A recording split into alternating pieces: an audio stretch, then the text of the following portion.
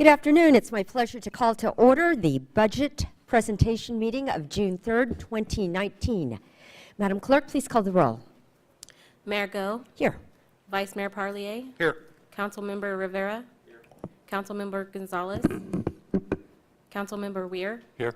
Councilmember Smith. I'm here. Councilmember Sullivan. Here. Councilmember Freeman. Madam Clerk, please call the roll. Oh, you just did. Sorry. Engage the brain. We'll try that again. Reverse. To comply with the Brown Act, we'll receive public statements now. Please limit your comments only to the workshop. At this point, all statements are given a 3-minute time limit, 15 minutes per subject. Are there any public statements? Seeing none, Madam Clerk, next item, please. We have not received any requests for public statements. Thank you. And now for the budget workshops, presentations. Mr. Tandy, would you like to make any comments before we begin? We promise excitement and good news throughout. Good news. Okay. A promise. Wow. That's So I think our first bearer of excitement and good news is our police department, Chief Martin. Good afternoon, Mayor, Vice Mayor, Council. Lyle Martin, Police Chief. We're going to present our proposed budget for 2019-2020. Assistant Chief Terry and Assistant Chief Domestos will be assisting me. We're going to start with the Bakersfield Police Department mission statement. We have a new mission statement and new guiding values. The mission statement was brought about by a group of individuals that worked in every department within the department. Unbeknownst to them, I was working with an outside group of citizens to come up with a new mission statement, and we only had to send it back twice for new revisions, which tells me that we're on the right track. If the community is coming up with a mission statement that mirrors what our employees are coming up with, and it only had to go back twice for edits, that tells me that we're on the right track.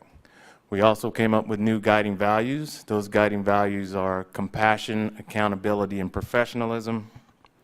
When we talk about compassion, the definition of compassion is kindness, care, and concern. Accountability is listening, learning, and then leading. And professionalism follows the acronym of RIGHT, R-I-G-H-T-T. Respect, integrity, generosity, honor, tenacity, and teamwork. It is expected internally and externally for all of our employees to make decisions in regards to the services that we provide to the city using those guiding values. The department goals for 1920: increase the police staffing, improving our response times, reducing gang violence, reducing burglary and auto theft, keeping public areas safe, enhancing community policing, and increase community engagement. These are 7 of the 13 priorities from the Public Safety and Vital City Services measure. When we're looking at the police staffing, Assistant Chief Terry will address that. I believe that's Chief Terry. One of the assistant chiefs will address that and what our plan is going forward.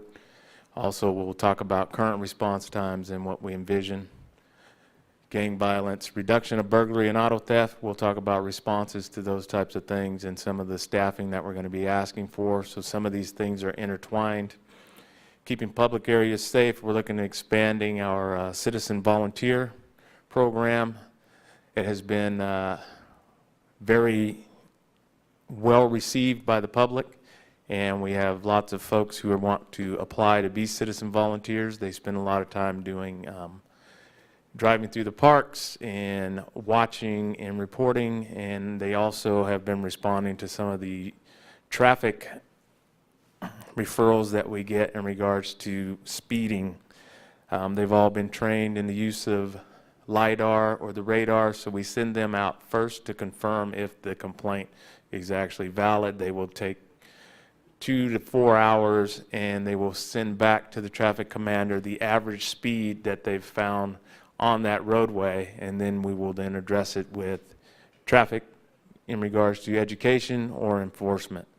But they've been very well received. I get lots of letters to my office in regards to appreciating that, one, we're not spending resources if we don't have to, because these folks are volunteers, versus just replying to every one of the complaints without validating them. And enhancing community policing, I'll talk about that at the end, and increasing community engagement as well. Our organizational chart. We've got 2 divisions which are headed up by each of the assistant chiefs. Assistant Chief Domestos has support services and investigations, and Assistant Chief Terry has operations. Internal Affairs, the Joint Terrorism Task Force, Public Information Officer, and the oh my goodness, Professional Standards report directly to me. What you've all been waiting for. Our proposed budget, this is our overall budget. Talking about our general fund, which is up 7.5%. The public safety and vital services measure, traffic safety, and our supplemental law enforcement fund from the state. You will notice that the public safety and vital services is 8.7 million. However, the police department asked for over 20 million because some of those things are not specifically in our budget. It's a public works issue, or it's a technological services and those types of things. So I didn't want you to think that I didn't want the entire 23 million that I asked for. I want all of it, but this 8.7 directly comes to the police department in regards to salaries, benefits, and those types of things, which I'll go into in the next slide. So, salaries and benefits, our operating cost, capital outlay. The proposed budget reflects a 16.8% increase. This represents the 68 positions that we'll be asking for in regards to the public safety and vital services measure. Also, the capital outlay in regards to some of the things that we're doing around the department that will be addressed by the assistant chiefs. It's for a total of $109,350,000 budget. Pending grants, we will continue to be aggressive in pursuing both state and federal grant opportunities. So the Office of Traffic Safety, almost $700,000 for DUI enforcement, DUI checkpoints, overtime equipment and supplies, bicycle and pedestrian enforcement, and traffic safety presentations. Those two go hand in hand in regards to the work that we're doing in the schools and trying to bring down these pedestrian and bicycle fatalities within the city. And then we have drug recognition expert training that is becoming more and more needed with the decriminalization of marijuana. We're seeing more and more DUIs that are not just alcohol related, so our staff needs to be trained and so they can testify in court from an expert perspective, and we have to pay for that training, which is pretty costly. Our alcohol beverage control, overtime, minor decoys and shoulder tap operations, and also with ABC training. And then our supplemental law enforcement. A bulk of that money is going to active shooter training and what we call trauma kits. The industry standard is that any officer that goes out into the field should have a trauma kit, because they used to call it the golden hour, and now it's the golden minute in regards to when things happen or people are unfortunately shot, that they've found that for years we were told not to put tourniquets on, not to do these things, but the science doesn't fit that, and the doctors are now saying that you need to quickly respond to that trauma and get officers and residents to the hospital much more quickly. So we're spending quite a bit of money on getting those kits and getting these things taken care of. Also, there's very few crimes that happen that do not have some type of computer or telephone attached to it. So we have computer forensic equipment that's going to be coming out of that, as well as a crime scene van upgrade that is much needed, as our van hasn't been upgraded in about 10 years. And I will turn it over to Assistant Chief Terry. Thank you, Chief. Good afternoon, Mayor and members of the council. Greg Terry, Assistant Police Chief. I'll take you through some current status in terms of the department complement, some crime stat information, response times, and begin to introduce some programs and personnel and facility programs to come in the next budget year. Our current complement is 407 sworn officers, 151 as our current civilian complement. The additional positions coming in 1920 are 43 additional officers and 25 civilian support staff. This will bring a total department complement to 626 for this next budget year. Our calls for service, this reflects over the last 6 years our priority 1 response times, which are our emergency life-threatening calls. It was just under 6 minutes in 2018, which has increased slightly over the previous 3 years. You'll see a total reduction in the number of calls for 2018 versus 2017, a difference of about 500 calls or so. What went up substantially were our total 911 calls and our total priority 1 calls. Animal control, the live release rates and the programs that we have with our community partners is continuing to be successful with a live release rate that increased again this last year to just over 76%.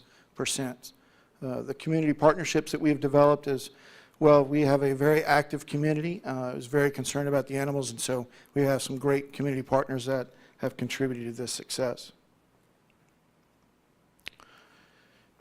This is a view of the crime trends since 1998. A little more detail, you can see over the last 2 years, violent crime has increased slightly, actually for the last 4 years, with property crime increasing over the last 2 years. Reflected there are homicide and traffic fatality stats for the last 2 years. Homicides were down from 2017. Currently, year-to-date 2019, we are at 15 homicides and 10 traffic fatalities.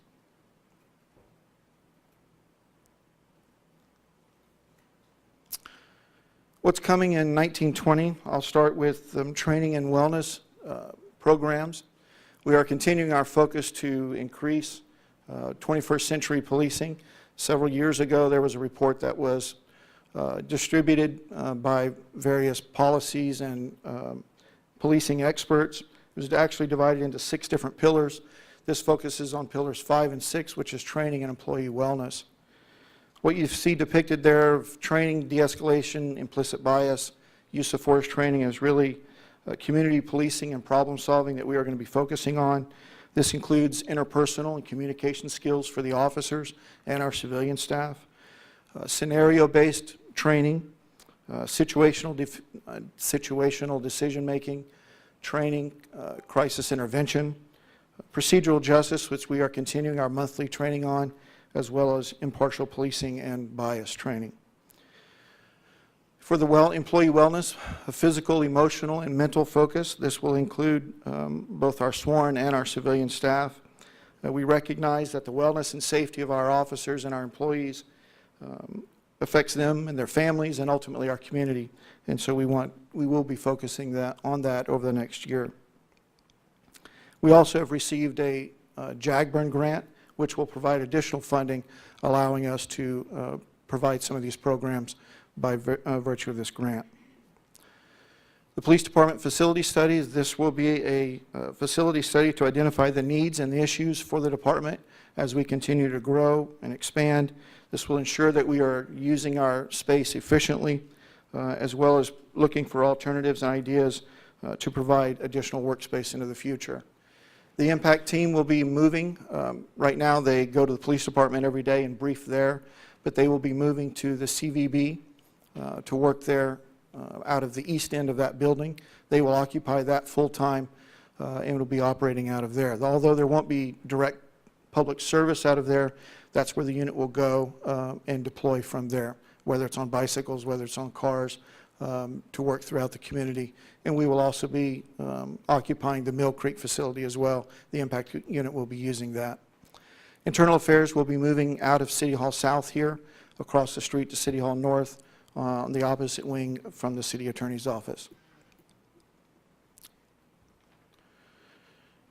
Additional programs and enhancements that are coming in 1920, Assistant Chief Domestos will get into that here in just a second, but you will hear the new and sworn and provisional staff positions and the programs and enhancements that are coming from that. Some facility enhancement, as well as some information on our body-worn camera project and the radio partnership expansion and upgrade that will be coming as well. And I'll turn it over to Assistant Chief Domestos.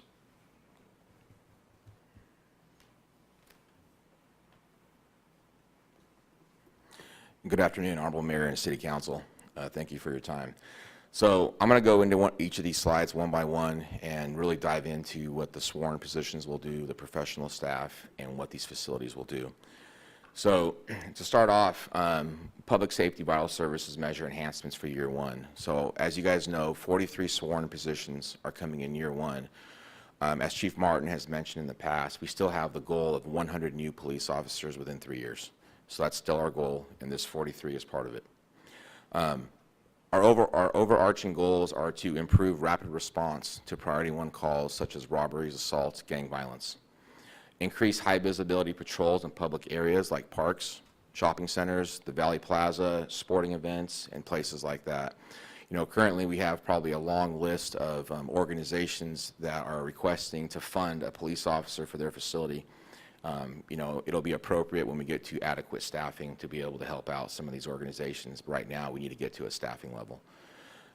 Increased clearance rates. So we have a lot of investigations that we're not able to address right now because of the shortage of detectives. We have information. The professional staff will help us solve crimes, further investigate some of these crimes, and be able to do things in a more timely manner and provide a better service. Reduce serial and property crimes. As part of our year one, we're hiring crime analysts. These crime analysts will be able to look at trends, pick up on, you know, who's doing what, who's getting released from jail, you know, where, you know, what the root cause of some of these crimes are, and be able to really address these issues. Improve active supervision and resource management. As you guys know, across the state, the Department of Justice and many organizations, active supervision is important. With a young police department like we have, having supervisors present and engaged is very important, and that's one of our priorities, to increase the supervision, reduce liability to the city, and reduce risk. And overall, we want to improve efficiency, ensure accountability, and reduce the liability. So I'm going to talk about our first year. Some of the major impacts you're going to see will be with professional staff. So one of our new positions in year one will be the police report specialist. So as you guys have heard in the past, we have a unit called the telephonic reporting unit. They handle a volume of about 700 to 800 reports per month. So it's significant. And prior to the existence of the telephonic reporting unit, these were handled by officers and PSTs, police service technicians who worked in the field. With the implementation of the new position, it gives us several advantages. First of all, we have a continuity of employment. You know, currently we have police service technicians who occupy these positions, and the police service technicians are rotated through because there's many positions within the department that they have to work. Police report specialists will be able to have continuity, we'll be able to train them, and we'll be able to provide a better service and reduce the amount of time people are waiting for a callback. In addition to this, we have about 10 police service technicians that currently occupy those positions. We'll be able to return them to the field where they can assist with responding to residential and commercial burglaries, which is one of the main complaints that we get, where when someone's house is broken into, they really want a human being to show up. It's one of the worst things that could happen to a person, and this is going to make a big difference and make an impact, just the shifting of these positions. So that'll be one of the big things you'll see in year one.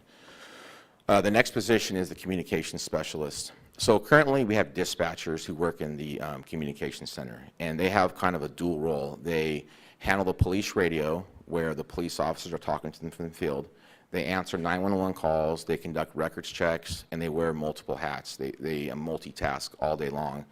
I think the average right now is each dispatcher handles about 24,000 calls per year. So they have a huge workload. With the addition of communication specialists, there's a few things we can do.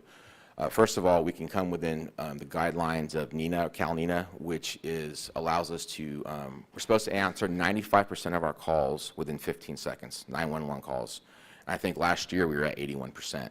So we really want to get to that accreditation and get to that standard. So these communication specialists will allow us to answer calls more rapidly. Also, if you can imagine a scenario where you call the police and for whatever reason we're not able to respond to your call for a report in a timely manner, they can triage these types of calls and call the reporting party back and give them options. Would you like to wait till tomorrow? Do you want us to come knock on your door at 4 o'clock in the morning? Would you like someone to telephone you? Or, you know, we have options. But above that, even if we can't respond, just having someone call you back and say we haven't forgotten about you, it goes into the values of the compassion and accountability and professionalism. So that's another great opportunity. Our dispatchers currently work mandatory overtime almost daily, and they're getting burned out, and this is going to really help out with that. So the addition of this, overall, just having someone answer the phone in a timely manner will improve service and will make things better for everyone. Police lab technician. So right now, as it stands, we're going to be adding, I think, one this year and one next year. But if we go to a call for service and there's video surveillance and we don't have the ability to access it at that time, we have to send somebody back out the next day. And with a backlog, it's very hard to get to those individuals, and then the suspect information goes stale, and it makes it more difficult to solve crimes. So by the addition of a police lab technician, we have another person full-time to be able to respond and acquire, evidence and put things into motion, which goes into the case clearance rates, which goes into the customer service and other service enhancements. And then finally, you have the community relations specialists. This is really the heart and soul of the police department. As Chief Martin said, we want to remove the "and" from police and community. We want it to be one entity. And the community relations specialists, they really come out, they develop programs, they network with our community, they develop those relationships, and they look for gaps that we can fill. And they do a fantastic job. We'll be adding 2 in year 1, which will be an increase of 50% to their complement. They have a tremendous workload and do a great job. So a lot of these are service enhancements that you're going to see and the public will feel immediately. All right, so training facility. I want to talk about the California Avenue training facility. This is going to solve many logistical issues for us. So our intention here is to host the police academy out of the training facility, as well as advanced officer training. So officers are required to go through advanced training.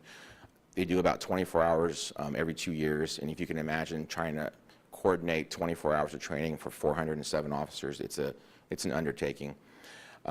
Department-hosted training where we can bring a background school here. We can reduce the cost of sending people out of town. We can reduce the cost of per diem hotels by hosting classes, which is much cheaper. And then in addition to that, community meetings. But one of the things I want to touch on is I want to give you an example of our police academy. In the past, we've used other people's facilities. It creates a logistical nightmare. We spend a lot of time in transit, and we lose out on a lot of valuable training time. So for example, we'll have classroom at the Weil Institute, we'll have defensive tactics at Bakersfield College, and then maybe we'll have to go to the Sheriff's Department and use one of their facilities. We may waste a couple hours a day in transit moving back and forth. This solves many of those logistical issues. It allows for increased quality of training and to implement community policing type training that's needed. It also allows us to not disrupt daily operations. Currently, when we have advanced officer training, we have to tear apart or reconfigure our briefing rooms, so officers conducting daily work have to go elsewhere so we can host training, and this is becoming a weekly thing. So it provides many, many opportunities. It's centrally located, and we're excited about it. It's a fantastic opportunity for us as a police department. Next is the range. So as part of the Public Safety Vital Services Measure enhancement will be the police range. The range hasn't been retrofitted in many years. What this is going to do is it's going to increase the, it's going to reconfigure the range design and allow for more officers to attend training at the same time.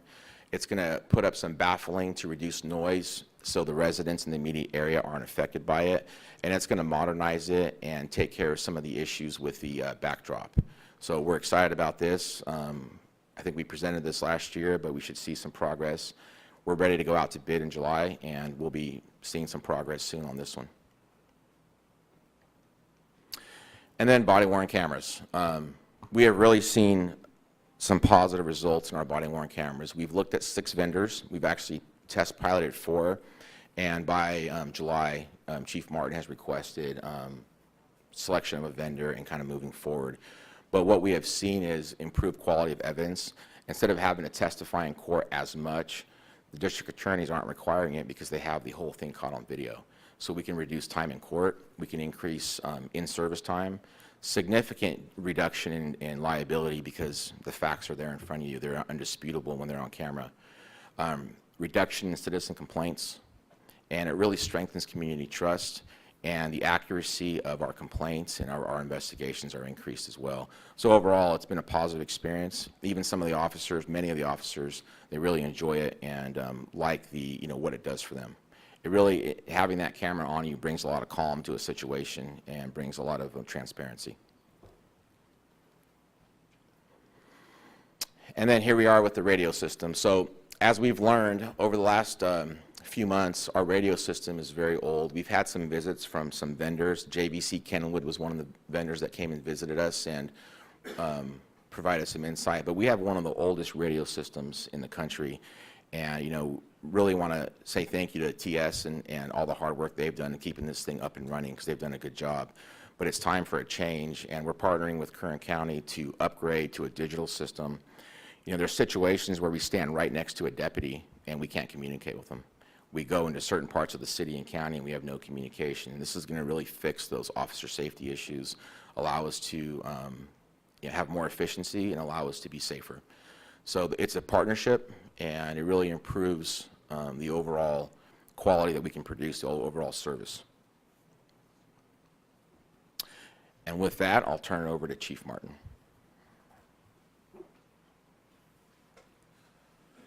Thank you, Chief. Our community relations is one of our top priorities because if the community does not feel comfortable calling the police department, we cannot do this alone. We have to have people who are willing to call the police department. We have to have people willing to interact with the police department and give us the information we need to lead us in the direction to make those arrests that we need. And having these types of community relationships have been critical, and they are one of the #1 priorities as your chief, to make sure that we keep these relationships and that things are transparent and that we're moving forward. We've also had a couple of things where I've asked my staff to push me outside of my comfort zone, one of which was the Halloween meet and greet, where I was expecting about 40 kids to show up, and over 1,000 people showed up to the police department, so I ended up having to make a smart and final run out of my own pocket to buy candy, but that's a good problem to have. Christmas parade, family-to-family Christmas baskets, all of those types of things are working towards that goal from removing those 2 words, as Chief Domestos talked about, and it's not police and the community. The police are the community, and the community are the police. So that's what I have for you so far, and I will entertain any questions.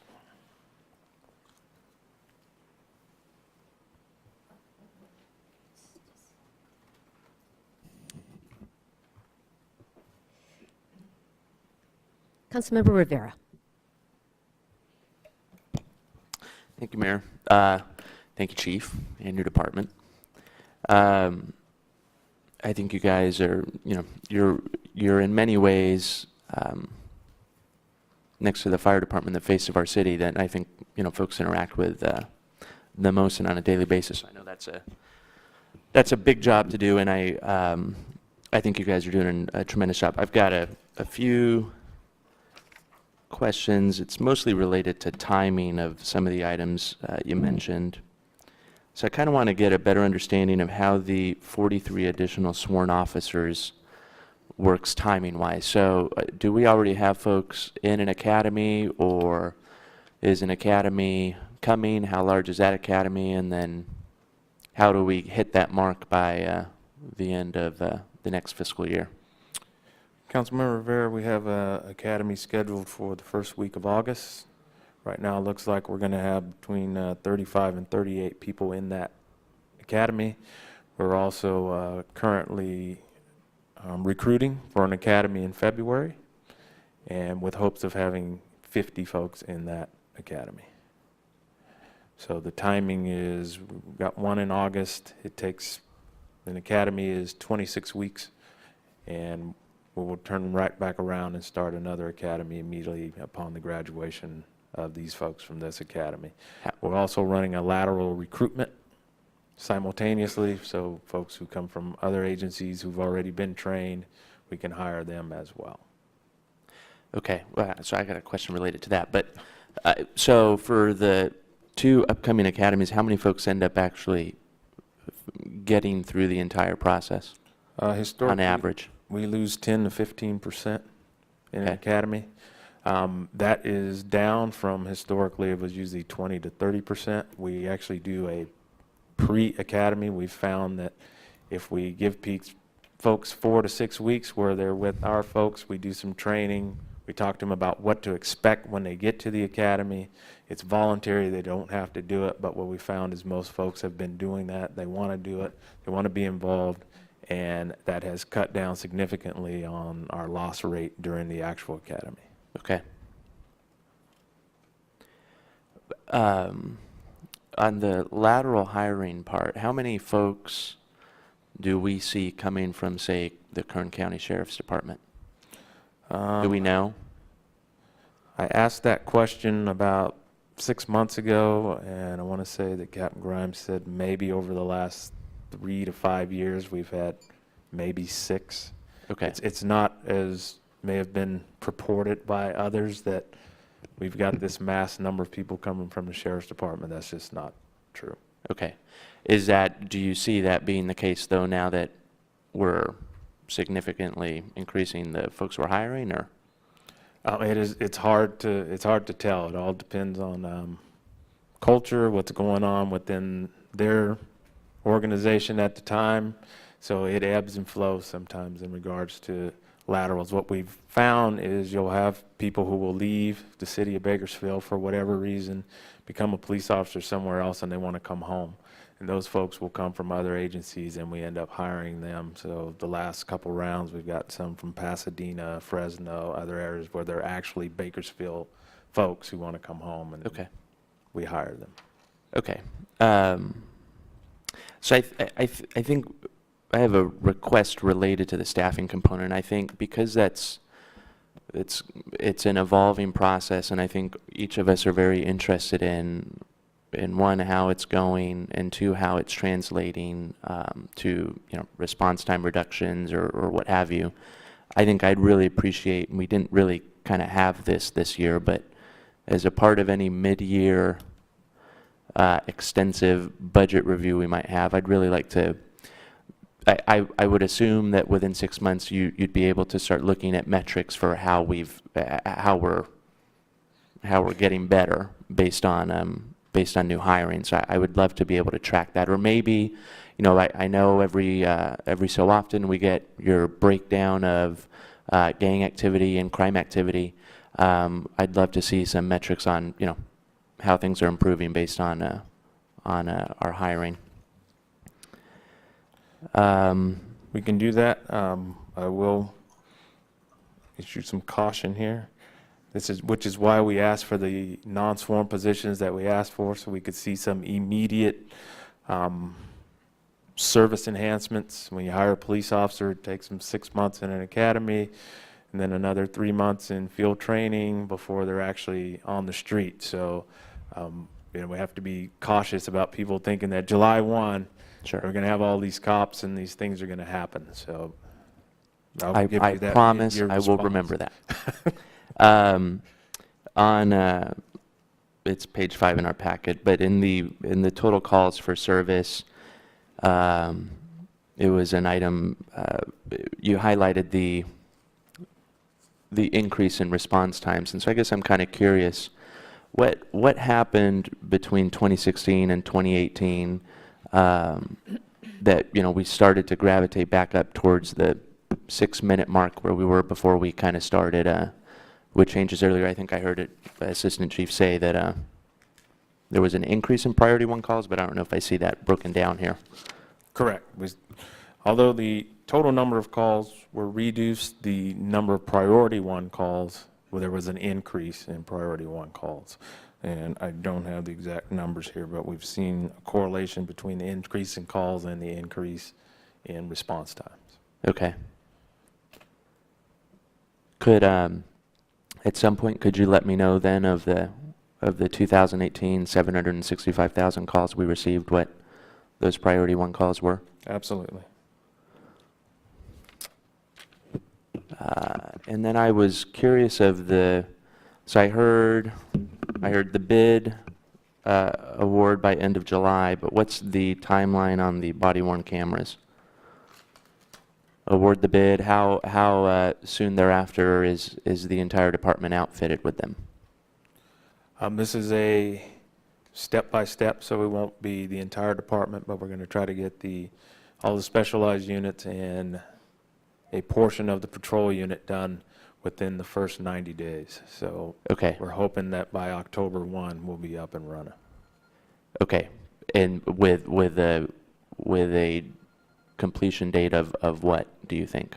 It's probably going to take us maybe 2 years to get everybody outfitted, as Okay. with most of these types of things. Once we got into the weeds, the cost increased significantly once they knew we were serious about it. So we're in negotiations with a couple of these vendors. Okay. Are those, so of the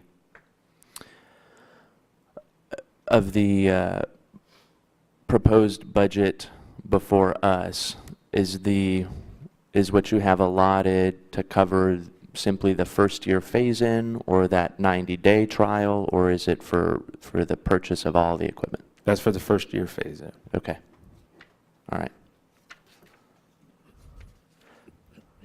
And then one other item, so I could have sworn I remember seeing numbers last year on the radio system upgrade, which, as I understood it, and I'm actually really glad we're collaborating with the county. I think that's the most efficient and best thing to do. What's the cost of that radio system upgrade? And I know it says it's over 2 years again as well, so. It's 17 million total for the city, 8 million the first year, and 9 million the second year, I believe. Opposite, 9 and 8. 9 and 8. Net. That reverse. 9 million the first year, 8 million the second. Okay, so in your budget proposal here before us, is that 9 million built in here, or is it built in In the somewhere? capital outlay budget. Okay. Yeah, as are the training facility and as is the shooting range. They're all for the police department, but they'll be picked up in the capital outlay fund. Okay, so I get that. This is a good way to finish, because that was, I think, you started off with that total number and the fact that wasn't necessarily reflected in here. I would appreciate maybe getting a total picture breakdown, say, for example, of what we're spending on the police department. So I don't know, that's clearly not captured in the proposed 2019-2020 number of 109 million, it sounds like. So there are additional items. I'd like to get an outline of what those are. And then the source of, just as you have it broken out here, which I actually think is really helpful, the revenue source. Otherwise, I think that's all I have. I'm excited, as I think, or as I assume you are. I think you've got a whole lot of positive things coming to your department, and I think we're certainly committed to giving you the resources you need. I think the numbers speak for it, and I'm excited to see how things can get even better than they already are. Thank you, Chief. Thank you. Councilmember Parlier. Thank you, Mayor. Thanks, Chief. I'm just going to capitalize on a little bit on what Willie said. When we're out trying to recruit folks, is there any impediment to that? You know, i.e., I love to go to Bakersfield, but, and something that maybe we can improve. I mean, some things we out of our control, obviously, but are things that maybe we could help get that premier applicant? Vice Mayor Parlier, that, you know, as I talk to chiefs across the state and the country, the answer is it depends. You know, millennials are a little different than, you know, I didn't even know what I made when I got a check the first time. I had no idea what I even made to be a police officer. We started about the same time. It wasn't that much, Chief. Yeah, and it wasn't that much. But I think some of the things that the tax measure is going to address in regards to amenities around the city, the things that, well, no longer Mrs. Kitchen, but whoever's going to take over her position, those types of things are the things that people are looking for. People are looking for quality of life. They want to be a police officer, but they are looking for quality of life issues, and I think we're moving in the right direction. There have been discussions regarding bonuses and those types of things and how you measure those. Some people have had really good success with it, other agencies have not. They've seen that the people stay for 2 or 3 years and then they move on because their heart really wasn't in the actual agency, they were looking for the bonus. But I think just marketing ourselves as a progressive police department, the things we've done over the last 3 years, and what I can tell you is officers will tell you that when they go to training, they hear from other officers from other departments that they'd like to work here. Are we now on the Post site and PORAC and different publications to try and get those applicants to? We are advertising in every venue that we can find, depending upon the time frame, because this recruitment is not in PORAC.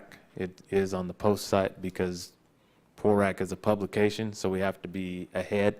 So when we do our February, we'll be everywhere because we have time to get those things ready.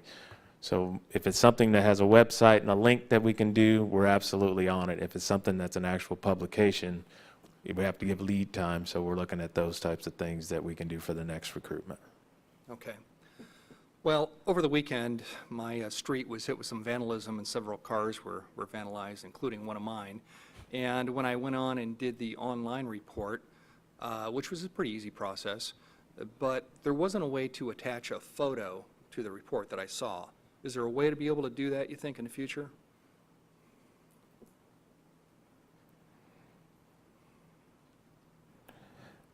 Yes, we will make sure that there's a way to do that. Currently, what we do is when whoever that's assigned to, they'll give you a link or their email, and then you upload it to the detective or whoever's investigating that. But we will look at that, and I'll work with TS. I'm just thinking of a way to save staff time, because they could, you know, see what's could do going it right on, then. see the attachment, and go from there. The motorcycle unit, what's the status on that, and where are we at, and how many motorcycles? And let me back up a little bit. When you started with a police officer, or let's say as a police officer or a sergeant, how many motors do we have back then? My first time on motors in '92, there were 32 of us. My second time on motors in '94, there were 28. And I want to say in 2006, 2007, there were around 20 to 25 motors. Currently, we have 4 motors that are finishing their training, who will then be going out and starting to do enforcement. They've been directed that the first 90 days, once they're on their own, that it is education, not enforcement. So they'll be issuing warnings, not actual citations, and then we'll move into an enforcement phase. Now, we both know that there's inherent dangers with riding a motorcycle. Yes. But that aside, do you feel that it's a potential important tool for the police department? Based on our traffic patterns and our increase in population and density and those types of things, I think they're very important to our dedication to traffic safety. They can also be used for quality of life issues because they're very efficient at dealing with abandoned vehicles and some of the other things that happen in residential neighborhoods where they can go out and tag those vehicles along with our police service technicians at a more efficient rate. Well, aligned with one of Councilmember Smith's suggested goals to reduce pedestrian and bicycle, or increase pedestrian and bicycle safety, I think that the motor unit is a very important tool. And at some point, I'd love to see that at least 15, maybe 20 motorcycles at some point in the future. But try and keep the folks sunny side up on the motorcycles in the meantime, and we'll have a lot of success with that program. The drone program that I mentioned once before, that I saw California law enforcement agency have been utilizing it and had a lot of success with it, and it's a lot cheaper option than a helicopter now with the new technology. Can you just touch on that a little bit and where we're at with that possibly? Yes, we're almost ready to go with our actual program. We have 6 very interested individuals with the department who want to be involved in the drone programs. Our goal is to have at least 1, if not 2 drones on each side of town. Those would be great for officer safety. So, for example, there's a vehicle pursuit and the subject runs and they hide somewhere in a yard. We set up what's called a perimeter where officers are in the area, but we could actually have the drone go up and look at that area, and then, if the subject's armed or if they're hiding or something of that nature, it makes it a lot safer for the officers, and it makes it a little more expedient than us having to do yard-to-yard searches with officers and the canines. So the goal is to be more efficient, to reduce the number of uses of force, and to efficient uses of force, and to actually give us another tool in our toolbox.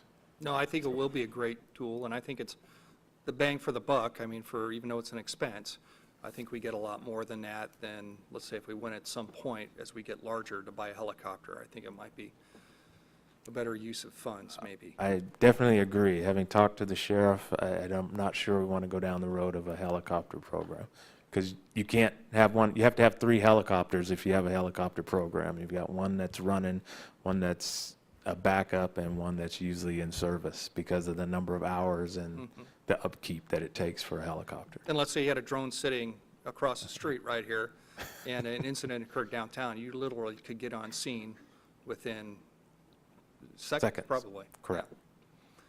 Yeah. ShotSpotter, that was one of my big referrals that, anyway, we've had a lot of success with it. And I just want you to talk about that a little bit, and maybe potentials for expanding that program. Yes, we met with the ShotSpotter representative a couple months ago. They're giving us a couple different options and things that we can look at. We're actually looking at the crime data, crime trends, and those types of things. So do we do something that adds on to the actual footprint, or do we start another 1 mile, 2 mile, or 3 mile section somewhere else in the city? Right now, the data is trending towards moving northwest of where the current ShotSpotter footprint is, but there's also an area southeast of town which borders yours and Councilmember Rivera's area that is becoming, we're starting to see more calls for service and things in regards to shots heard and those types of things. So we're looking at that data as well to maybe look at a 1 or 2 mile ShotSpotter footprint as well. Great, fantastic. And the last item, the Academy, really excited about that. So when that starts, and I know that there's already crossover training with code enforcement and the police department. Now, will they be part of that training for the portions that they utilize within their work field? But will they be over there, let's say, doing defensive tactics and different things with the police department too, so everybody's on the same page? Yes, code enforcement we have a great relationship with them. We work with them all the time on the training that they need. Several of their folks were either current or former reserve officers with the police department, so we have a continuity of training, so everyone knows what to expect from each other in those types of situations where we have to work together. And police reserves, I know that that's dwindled, and there's several reasons for that. One is the increase of level of training required by post, and another thing is we haven't had an academy to do reserve, I don't believe. To build up that program, of course, the first priority is to hire regular officers, but at some point in the future, distant future, to try and build up that reserve program again. And I noticed, it was in the last PORAC magazine, that some law enforcement agencies are starting to pay, it's a minimal amount, I think it was $20, $25 an hour, but to pay their reserves too, for their time that they give back to the community, as at least they're not in it for free, given the inherent risk with that. Do you think that's something we should look at or not look at? We had historically hadn't looked at a paid position for a reserve, but I can look at agencies that are doing that and see what the feasibility of it is, because typically, like you mentioned, either someone's a reserve because they want to become a police officer, but most of the folks that are reserves are business people or people who are in other fields who want to give back. And yet Post has raised the requirements for being a reserve officer to where it's almost the same or more training hours than to be a police officer. So they've basically shrunk the pool because of the requirements that they've put on there. But we can look at that, and we'll also look at some other things and maybe get maybe some of our citizen volunteers who might want to move to the next level in some type of reserve academy. Great. Thanks a lot, Chief. Councilmember Sullivan. Thank you, Mayor. Alan, you're right. That report is interesting and even exciting. Thank So, you. Chief, good job.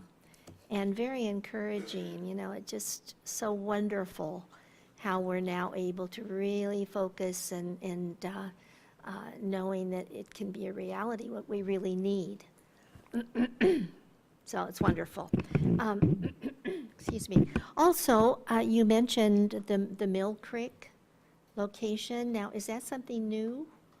The city already owned that Mill Creek location, so rather than having our impact folks respond from downtown, they get a presence with their vehicle being there in the area, and that's where they spend a majority of their time in the Mill Creek and downtown area. So it just makes it easier for them to respond, makes it a little quicker in response times, and it also gives them a visible presence. I see. Oh, that's great. And isn't it just amazing how the California location has come about? The Citizens Bank, and just what we knew we needed to take, and then there was that little building left there, and now it has become a training center. So it's the timing was perfect, just meant to be, and just as time goes on, it will be more and more valuable. So I'm just delighted that has come about like it has, Chief. And also, oh yes, I'm sorry, I had to write down when you were talking about drones. My generation, I'm realizing, gosh, now we have something called a drone that we're thinking about replacing helicopters with. It's really amazing just how things have moved forward and certainly in this case becoming more efficient and more practical. So anyway, good report. I like your new mission statement, and I'm just really pleased with the morale. I certainly know that the morale is good, and have just a lot. Everybody's doing their best. Safety is certainly number one priority with our officers and certainly with our public. So I think without question, you're on the right track and you're doing a good job. Thank you. Thank you. Councilmember Gonzalez. Thank you, Mayor. First, apologize to staff, to my colleagues and the mayor for being late. I had another item I had to deal with unexpectedly. Chief, thank you for your work and that of your department. I appreciate all of the service that you provide to the entire city. I was pleased to see you include the community policing and relationships as part of your presentation. I think you do that extremely well. I've got to witness firsthand your officers engaging with families and children throughout the community on many occasions, and I think it's wonderful. In fact, I saw some of your officers playing a round of tug-of-war with some children, and they were actually trying to win, and the children actually prevailed, so I was happy about that. I'm also pleased to see your trainings regarding de-escalation, implicit bias, and principal policing, use of force trainings. I appreciate all the work that's put into training, and I'm encouraged to see the plan moving forward, so thank you for that. I do have one question regarding the police service technicians. I think it's wise for us to deploy them in a new way. So I think you are right in that when people call, when their house has been burglarized or they need a response, that they want to see someone face to face. And so my question was, with regard to the police service technicians, do we have a goal in terms of the response time? How long should a resident expect to wait before someone will visit them? We have not specifically looked at that. What we wanted to do was look at the priority one response times first, get those back to the manageable, or what we think is 5 minutes or below is my Sure. personal goal. And then we're going to look at what priority twos is, what basically PSTs respond to, 2s and 3s. And then we'll look at that. We'll look at the trend line over the years. We'll look at the numbers that we have and the number of calls that we have and try to set a realistic expectation of where they should be and where we think they should be. Because what we think is once we have these police report takers trained, up and running, and those types of things, I think that significantly the calls volume and the calls for service response time for PSTs should reduce significantly. And that's what I hope for as well. And so I would appreciate some feedback on that and how well that's working in the future. I, for one, would like to support as many enhancements as possible to reduce that time. I know how frustrating it can be when people are waiting hours upon hours for a response. And so whatever we can do to enhance that service, I'd appreciate it. Absolutely. Thank you.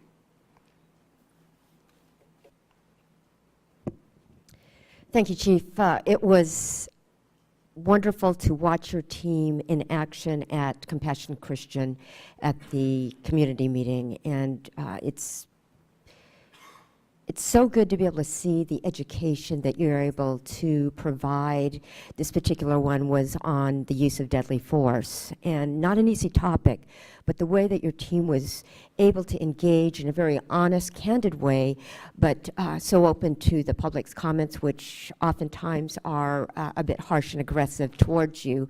I thought you did a really good job in just the whole education part of it. And then just to echo Councilmember Gonzalez's comments, in the community engagement of the community relations team's been able to see your people out there on a regular basis this last Saturday in Baker Street, just doing a real good job in working with those from the youngest ages all the way up through our seniors, but getting out there where there's true dialogue and understanding, not at the moment of crisis, but on a regular basis. So thank you so much. Thank you, Mayor. Anybody else wishing to make comments? Seeing none, thank you very much for your presentation. And now we're on to the next with the Water Resources Department.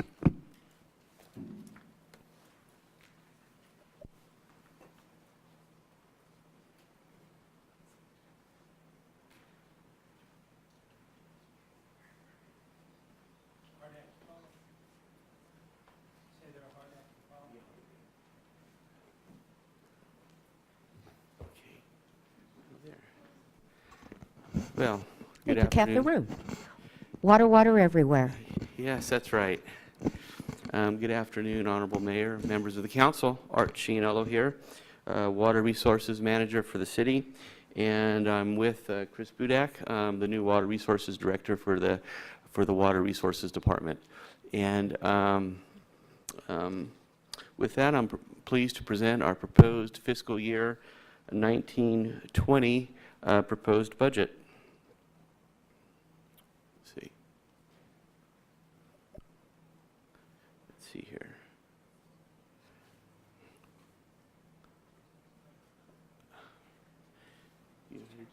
Did I turn it off? Let's see here. Yeah, hold on. There we go. Sorry about that. The first slide is a slide of our organizational chart for the Water Resources Department. Our department consists of two divisions, the River and Agricultural Water Division, as well as the Domestic Water Division. The River and Ag Division is responsible for daily operations of the Kern River, 7 days per week, 365 days per year. It also manages the city's Kern River water rights for the benefit of all current and future citizens of Bakersfield. The division also maintains central record keeping for all of the Kern River interests, including the water master. The Domestic Water Division oversees water service to approximately 47,000 metered connections in the city's domestic water service area. We also do the heavy maintenance and replacement of any fire hydrants within city limits. I just want to note, also shown on this organizational chart this year is a proposed new position shown there in green called the Water Resources Planner. This new position will assist with the current and future responsibilities of the Kern River Groundwater Sustainability Agency, the planning required to maximize the city's water in the Kern River, both current and future, permitting and environmental items.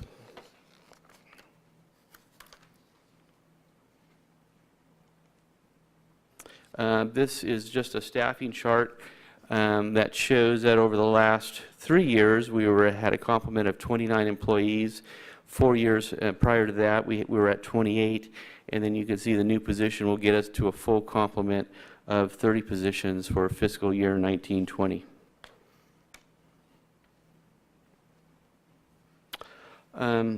Some accomplishments. This slide and the next will show the accomplishments of both the River and Ag Water Division and the Domestic Water Division for this fiscal year. A lot of maintenance goes on out there in the rivers and canals. We removed over 40,000 cubic yards of sand in the 2,800 acre recharge facility and within the Kern River Channel itself. We diverted over 450,000 acre foot last year and finishing up this year of water through the Kern River and the adjoining canal systems. We replaced approximately 136 concrete panels on our concrete lined canals, maintained over 130 drainage basins out of over 300 basins that we have in our complement. So we try and rotate through them, about a third of them every year. And also we did a lot of responding to encampment cleanups in both basins and along the Kern River Channel with the help of the Bakersfield Homeless Center, code enforcement, as well as other departments.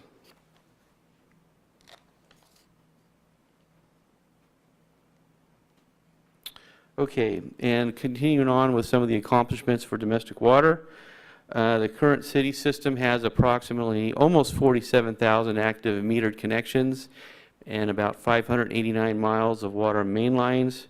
I'm pleased to see that our multi-year TCP project, where we installed those vessels, 110 vessels at over 35 domestic water well sites, construction will be completed this month. We continue to partner with Kern County Water Agency and Cal Water on water conservation efforts. And I'll talk a little bit about how water conservation is still being recognized here with the users within the city. This chart here is really just a comparison of our baseline of 2013, because that was a pre-drought period, and so people were using water normally like they have in the past. And so it's a good baseline to compare 2013 with, well, what did we do for the year of 2018? We saved over 1 billion gallons of water from comparing 2018 to 2013, which is about a 7.1% decrease of water. And when you account for the increase in population and metered connections within the city's domestic system, that equated to about a 16.1% reduction of gallons per capita per day.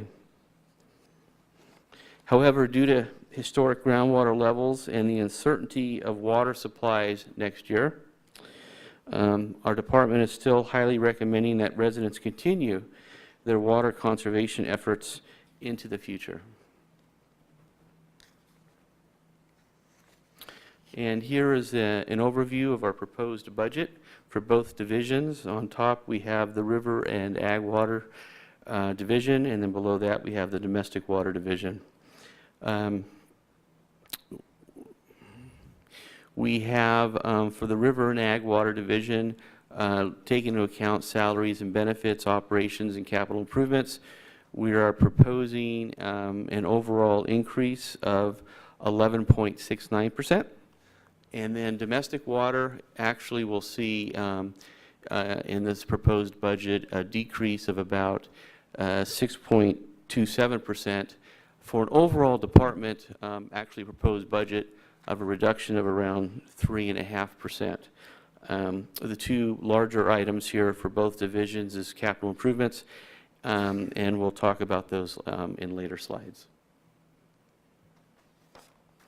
The proposed revenue for the entire department is approximately $37.1 million. For the Domestic Water Division, the revenue is approximately $29.6 million, where the bulk of that revenue is coming from metered water sales for residential as well as commercial and industrial, and also what we call our public authority customers, which includes school districts and parks. The revenues from the River and Ag Water, which we have the acronym up there, RAW, River and Ag Water Division, is shown as approximately $6.2 million. The revenues, the sources of revenue for the River and Ag Water Division is local water sales for Kern River Water, revenue from use of city's water spreading facilities. We have fees associated with that for third parties to use those facilities.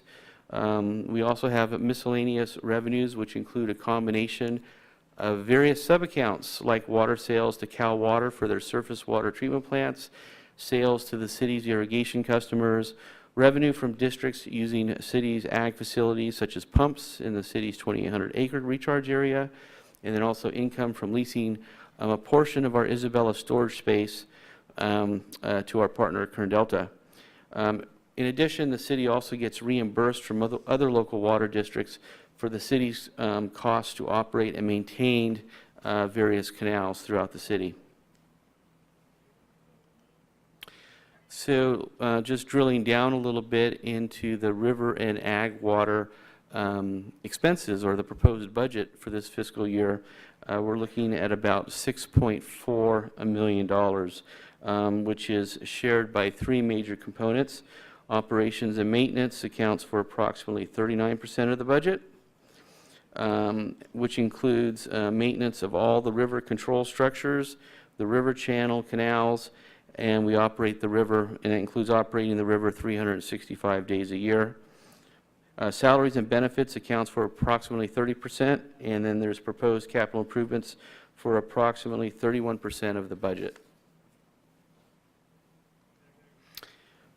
River and Ag operations for this upcoming fiscal year, some of our goals is to maximize the Kern River flows and encourage other people to use the Kern River channel whenever possible. To use it, it's a great place to recharge water where it can be recovered elsewhere in other banking water facilities. In addition, the city wants to increase its own Kern River supply in the Kern River and also at various city amenities such as Truxton Lakes, Era Park, Park at River Walk. This last fiscal year, we did build a third Truxton Lake, and we're thinking that there might be room for one more fourth lake in the near future. So we're taking a look at that right now. In the proposed budget for the domestic water division, it's approximately the total is about $26.2 million. We're 86% of that domestic operations budget primarily consists of 4 major categories. We have $7.7 million in our annual operation and maintenance contract with Cal Water Service, which operates and maintains our system on a daily basis and also on an emergency basis whenever a hydrant gets hit and other mainline breaks that we may have. We also have electricity costs for approximately, let's say, 59 wells that may be operating at one time. We've budgeted $4.6 million for that. We do have what we call a water supply program for $4.2 million, and that includes the operation and maintenance costs for treated water that we purchase from Kern County Water Agency drinking water treatment plant. We also pay for operation and maintenance costs for treated water that we get from Cal Water's Northwest Treatment Plant at Norris and Coffee, which is a supply for our domestic water service area. And then we have another category which we call operations, which includes legal fees. We also have annual contracts for service line replacements, as well as annual contract for well drilling companies that will go out and repair or drill new wells for us. Domestic water operations. For this upcoming year, we are budgeting an additional $1 million for granular activated carbon changeouts for approximately 40 to 50%, or about 40% of the vessels that we've installed over the last few years. So we have about 110 vessels.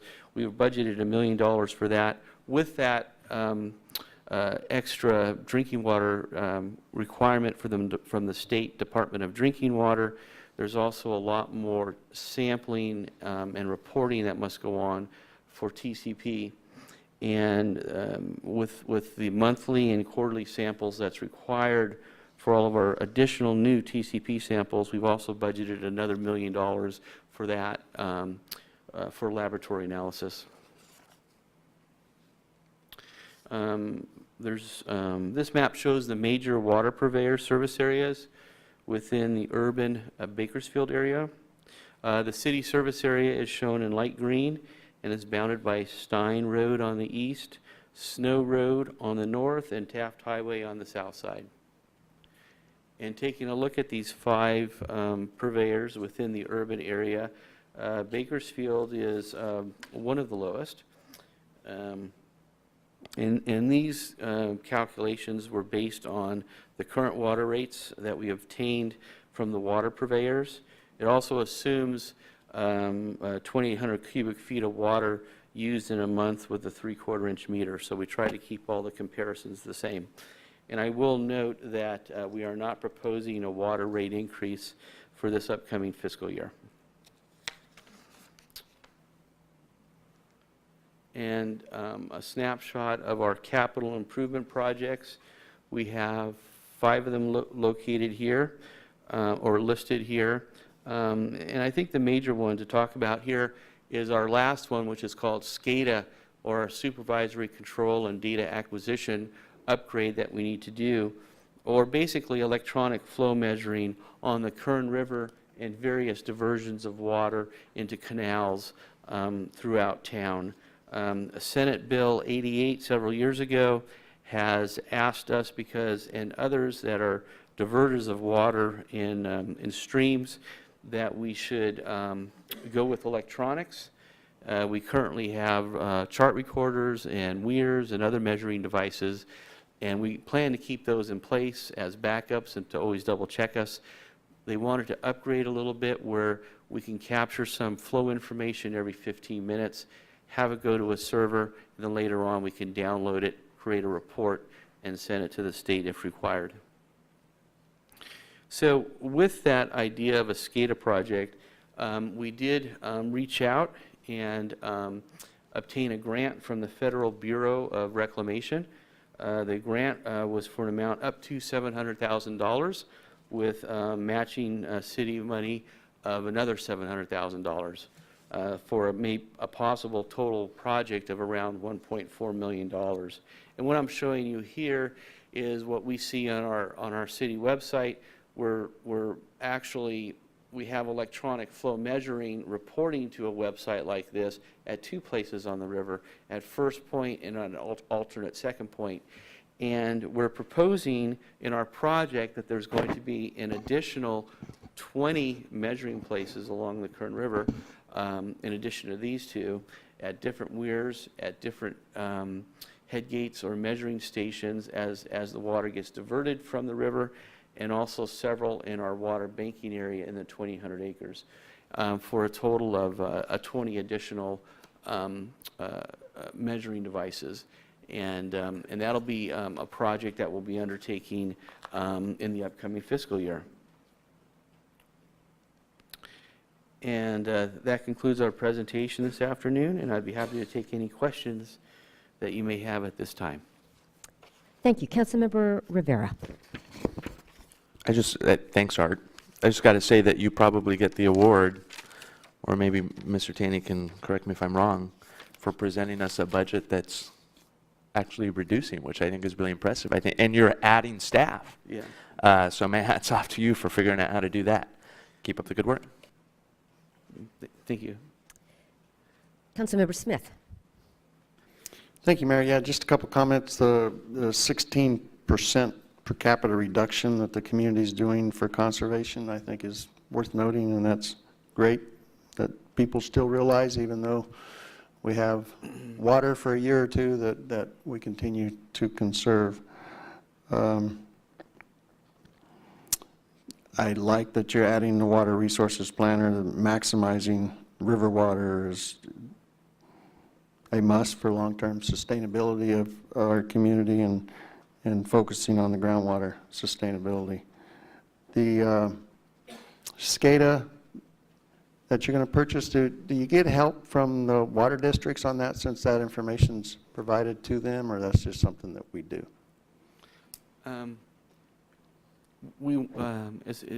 If you're referring to financial help, we could probably put it into our accounts. And actually, I believe we discussed that internally just a few weeks ago, and we thought it was a good idea that we reach out to our partners that will enjoy the benefits of the added accuracy. And we already have invoicing mechanisms for operations and maintenance, and I think this is something that we could add to that as well. So the answer is yes. Great, thank you. Thank you. Good work, and like to see that water in the river. It's looking good. Okay. Appreciate it. Our goal this year is to make it through Labor Day. Great. What were the primary contributors to the conservation? The big factors? The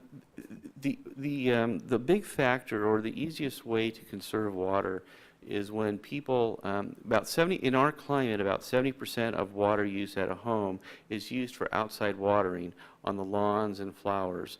And I think myself and others have realized that when we were on mandatory even odd watering days, the lawns were still okay and they didn't die. And I think people still have the habit of watering outside less. And I think that's a major contributor to going forward and continuing to conserve water. I think it's mostly due to outside water efficiencies. In addition, of course, all the newer homes that are being built have all the water efficient or high efficiency toilets, as well as the low flow shower heads. And so there's some conservation going on within the home as well. What are the efforts that we're making to continue to encourage that? I think having the context of realizing how much we've saved is a good thing. It's like we saved a lot as a community together. Are there initiatives going forward just to encourage people? I know I've seen some promo in regards to that. Yeah. Mayor, last year we've partnered with the Water Association of Kern County, along with other local water purveyors within the urban area to do a social media campaign. It was called "Don't Be That Guy Who Wastes Water," and that went on for about 4 months. And we've talked about funding that again to have a social media campaign to bring awareness to water conservation. In addition, we have almost the same water conservation program or incentives that Cal Water has on their website. So if you were to go to the website and look for City of Bakersfield, we have incentives for high-efficiency toilets, for high-efficiency washer machines, and also for advanced sprinkler timers that detect when it's raining. They won't turn the sprinklers on. So we give rebates for all of those. And also, if you request it, or if anyone requests it, part of the program is to give a free in-home kit, a water conservation kit, where they can get low-flow shower heads and other devices to conserve water within the home. Thank you. See, Councilmember Sullivan. Yeah, Was that quick intentional? comment. Good report, Art. I love these pictures. You know, they're as beautiful as any place could be, and they're right here, Yeah. our wonderful river, and so good job there. I love seeing them. And also how wonderful that we've been so fortunate to have all of this wonderful water like we used to in rain. Yes. And just, you know, so I've tried not to even one time complain that I've had to get my umbrella or had forgotten my umbrella. But anyway, you do a great job, Art, and so thank you. Thank you. Thank you to you and your team for your presentation. Let's take a 10-minute break and come back here for the next exciting presentation, which will be Public Works. The pressure's on, Mr. Fiddler. All right, Mr. Fiddler. Good afternoon, Honorable Mayor and City Council members. I'm Nick Fiddler, Public Works Director. Oop, can you bring up the presentation? Thank you. So as you can see from our organization chart, there's 11 different divisions in the Public Works Department and also the Bakersfield Municipal Airport. Our staffing levels, we are asking for 17 new positions from fiscal year 1819 to 1920. 10 of those 17 are for the vital safety services. Sorry. Public safety and vital services. Thank you. Some of the new positions that we're requesting are an Engineer 2 in Design Engineering Services, an Engineer 2 in Wastewater, and an Engineer 2 in Traffic Engineering. The Design Engineering and Traffic Engineering is to help with the growth that we're receiving in the city, and also to help with the capital improvement program projects from two major funding sources, the Public Services and Vital Services, Public Safety and Vital Services measure, and for the SB1 funding sources. And then continuing on with additional position requests, the Traffic Painter 2 for signs and markings. As you're aware, our street surfaces continue to grow, and we're needing this Traffic Painter 2 to help keep up with the maintenance of those roadways.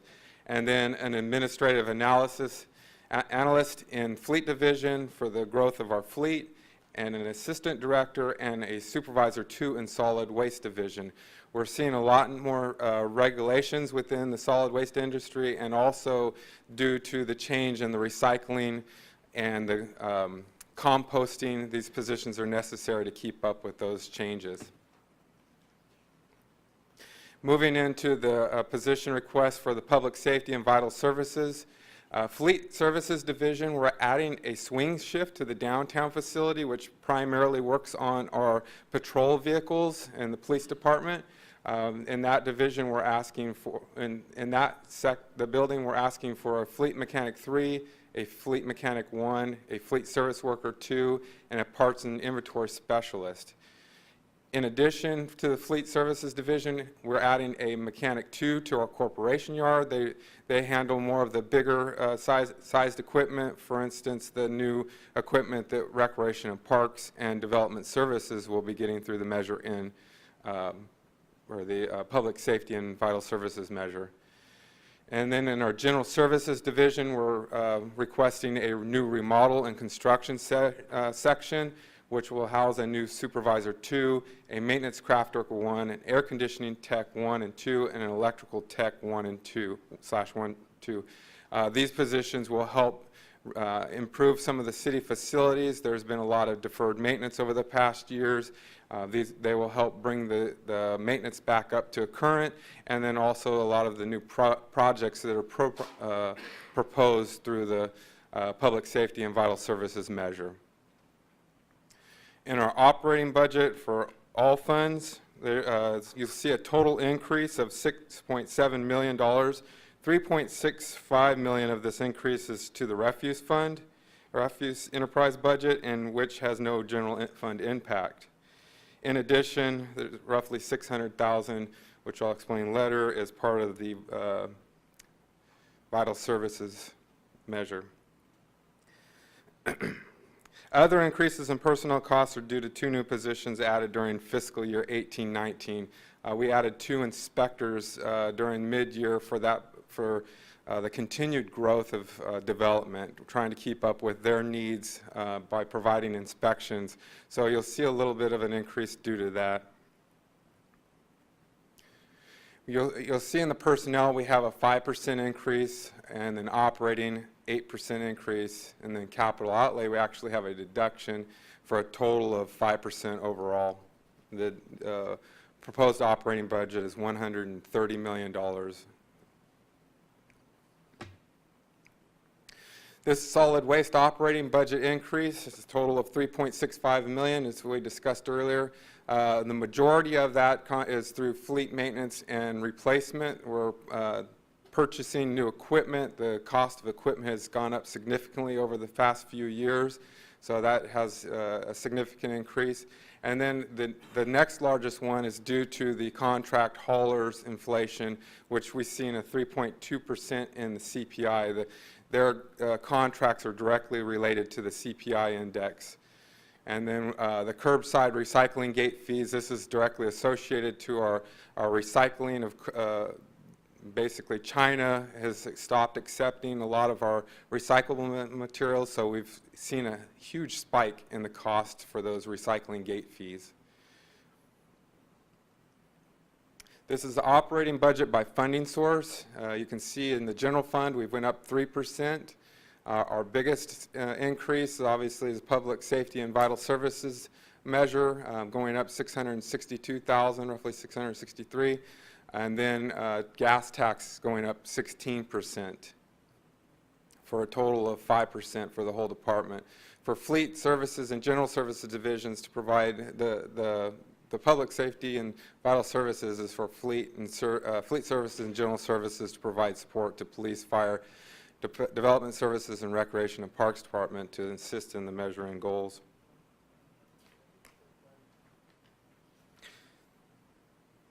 Of the $6.6 million increase, $4.4 million is due to enterprise-funded divisions. Fiscal year 19-20 proposed operating budget, where it comes from, 42% is from refuse fund. That equates to about $54.7 million. The next largest one is the equipment fund, which equates to about $28.7 million, and then followed by the general development funds, which is about $24.8 million. All other funds, the 4%, is made up of traffic development fees, gas tax, Amtrak, and general aviation fees. So operating budget summary by division. Looking again at solid waste being the largest at 38% of the operating budget, followed closely by equipment at 22%, and then Streets Division at 15%. And our little small one sliver there is our admin is at 0.4%. Local roadway maintenance and right-of-way improvements. So this is what we spend to improve, either repave, widen, reconstruct, stripe, add curbs and gutters within the local roadways. You can see we're proposing $37 million out of various funding sources. In the past, we've historically spent around $19.2 million. So we've significantly increased this dollar value over the past few years, especially with SB1. As you can see, with SB1 alone is putting in $6.4 million. Also, we were able to increase this year because some of the funds that we're using towards the TRIP program, we've been able to reprogram into the local road maintenance. So proposed rate increases. As discussed, we are proposing a refuse rate increase. It's proposed to be at 3.2%, which is consistent with the 3.2% for the hauler's contract and based on the CPI. Our standard our residential customers will go from $207 to $214 per year. $7 increase. We're not proposing any sewer rate increases this year. This is a kind of a history of the Consumer Price Index. You can see how we're lagging just behind. There was a period from fiscal year 09-10 to fiscal year 14-15 that we were able to absorb those increases in the CPI. However, due to the changes in the a lot of the new regulations and the recycling and wood chip process, we've had to keep raising these rates to keep consistent with that. And not only those two items, but there are a significant amount of new regulations that the department has to follow through Cal Recycle that is causing us to have to keep these rates consistent. If you go into the next chart, you can see the city of Bakersfield is at the very bottom of 36 cities surveyed on their refuse rates. And these are annual refuse rates. You can see the closest to us is Glendale at $220, and we're at $207. If you go directly across the street in some neighborhoods, the county resident is paying $250 versus our $270. And just so you're aware, these are 2018 rates. This does not include the new rates for this fiscal year where the county has increased with a recycle surcharge program.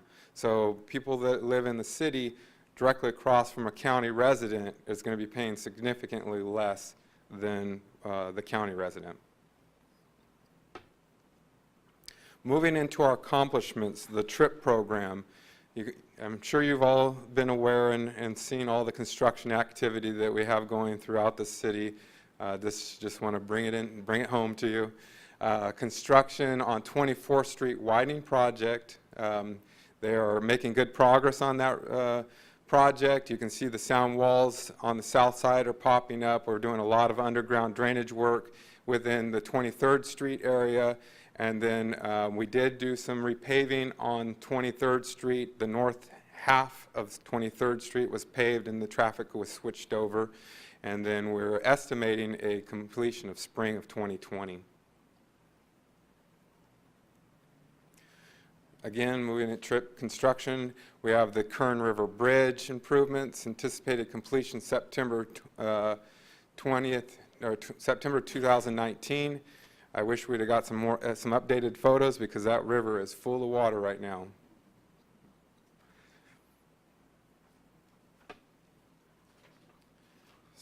Moving into construction on Bell Terrace operational improvements. This project started in October of 2018 and is anticipated to be complete in June of 2020.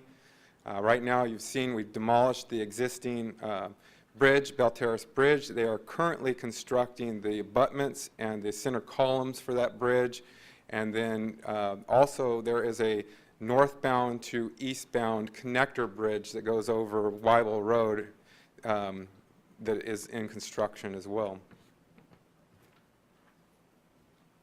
This is the Bakersfield Freeway Connector Project. This is a westbound to southbound movement. We are reconstructing at the interchange of 58 and 99. This project started construction in February, and it's anticipated completion in August 2021. This will include a small little segment of a cut and fill bridge that will bring that southbound loop ramp outside of the freeway, so there'll be several auxiliary lanes connecting the State Route 58 and 99 interchange to create, to reduce the impacts between 58 and 99 at Ming Avenue.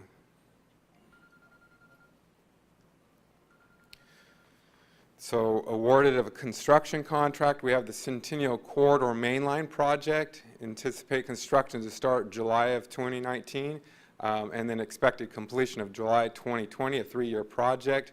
I invite you all to our groundbreaking ceremony at 9:30 on June 12th. I hope that you guys can make that. This can be quite the event. We're placing it on the top of the bridge deck, so you'll have a great view of the whole corridor.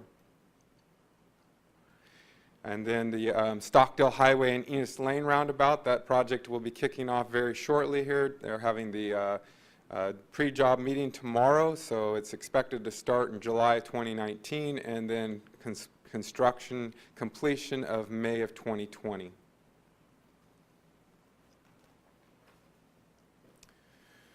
So TRIP's action plan for 1920, to continue projects currently under construction. We have 24th Street widening, the Phase 1 Kern River Bridge improvements, Phase 2 Bell Terrace operational improvements, and Phase 3 Bell Terrace Freeway Connector, and then to begin on the following projects, Phase 4 the Centennial Corridor, and then the Stockdale Highway and Enos Lane roundabout.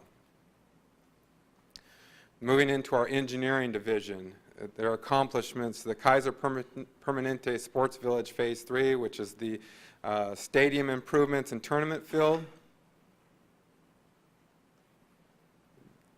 The pavement rehabilitation, our SB1 projects, we have H Street from 4th Street to Truxton, Haley Street from Columbus Street to University.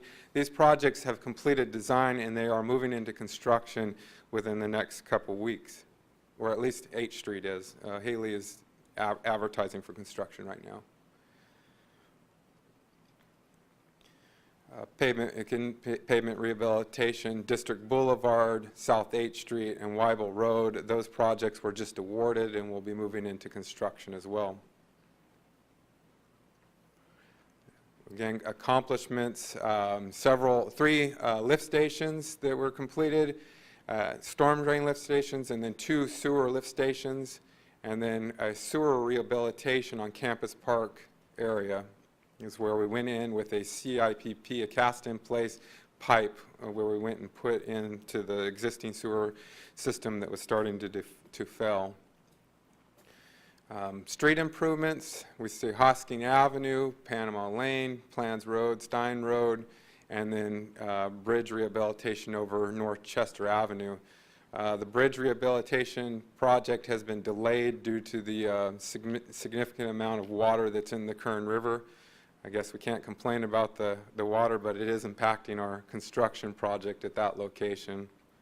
We're hoping to be able to get into the river in September once the water starts to slow down in that area.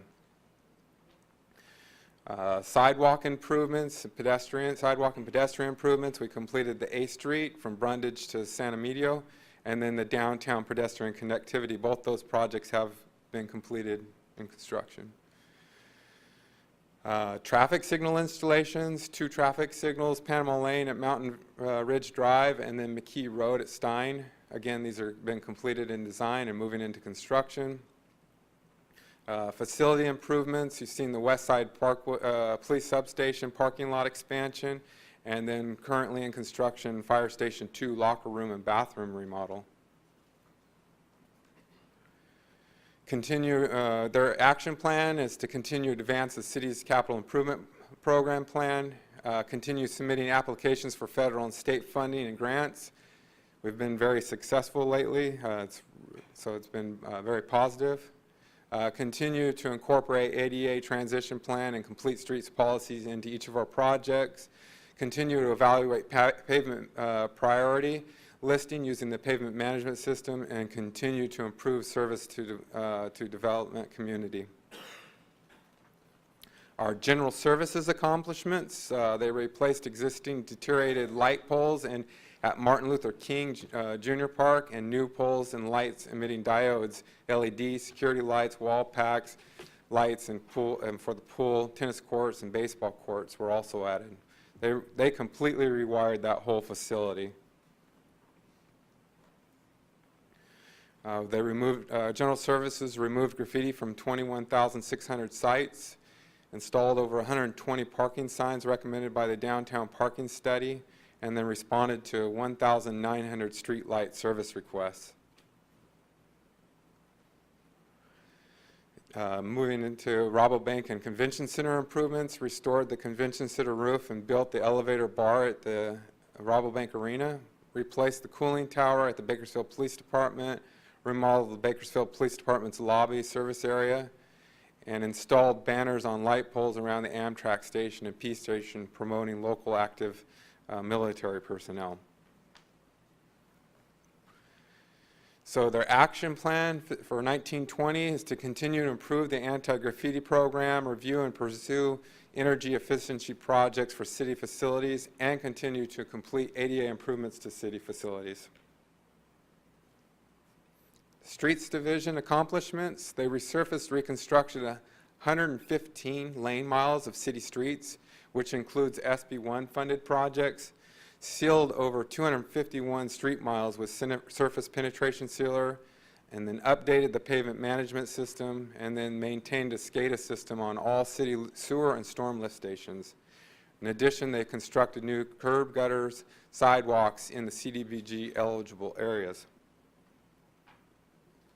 Their accomplishments, continue to work at Sports Village with concrete work and paving of streets, ADA improvements.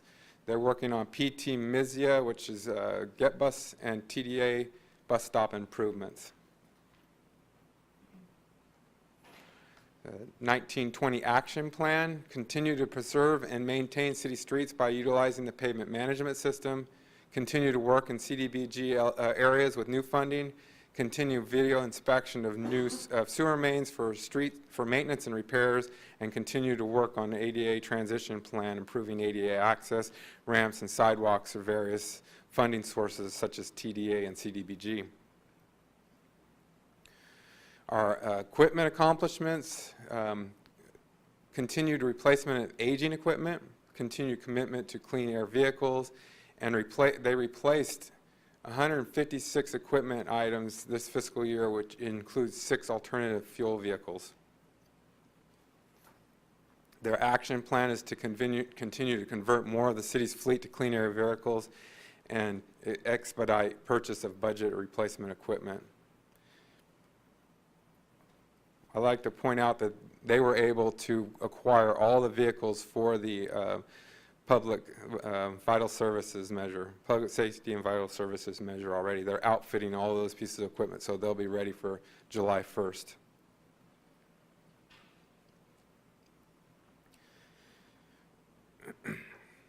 Moving into wastewater, their accomplishments, they processed 218 million gallons of tertiary treated water.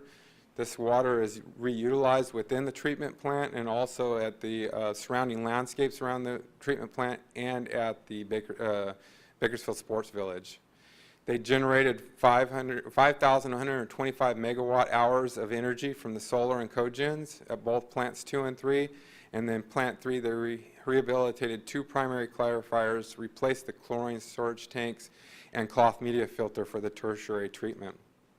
Plant 2, they replaced 2 variable speed drives for trickling filter pumps and rehabilitated the grit chamber in a flow distribution box. The wastewater's 1920 action plan is to complete all state mandated reporting requirements and comply with state discharge permits, install new computer maintenance management software to enhance assessment management and preventative maintenance, complete critical CIP projects such as primary clarifier, rehabilitation, raw influent pump pipe replacement, and sludge dewatering upgrades. Moving into solid waste accomplishments, anti-litter efforts, 520 cleanups, 7,400 volunteers, and over 140,000 pounds of litter collected. Using the homeless crew efforts, 78 workers weekly, 4 crews on litter daily, 4 crews on litter and vegetation debris as well. If you recall, we received just around $500,000 to help Caltrans clean up some of their freeways within the metropolitan area, and that's what the 4 crews on litter and vegetation debris. I think we actually ended up bumping that up a couple crews as well towards the end here. The Great American Cleanup was held on April 6th, had a great turnout. They've been very busy out at the green waste facility trying to meet some of the new regulations. We've gone to a composted automation to really clean up the air out in that area. As you're aware, everything used to be moved by diesels and trucks and loaders. We're moving to a conveyor belt system to help reduce the emissions out in that area. This slide also to meet some of the regulations for some of the waste that's left in the compost, helps screen out that material so we can meet the new requirements. Our recycling challenges, I was discussed a little earlier. Recycling gate fees are now up to $90 per ton. Remember, we used to actually get money for recycling. Now we're having to pay $90 a ton to get rid of it. So in comparison, landfill gate fees are $45 a ton.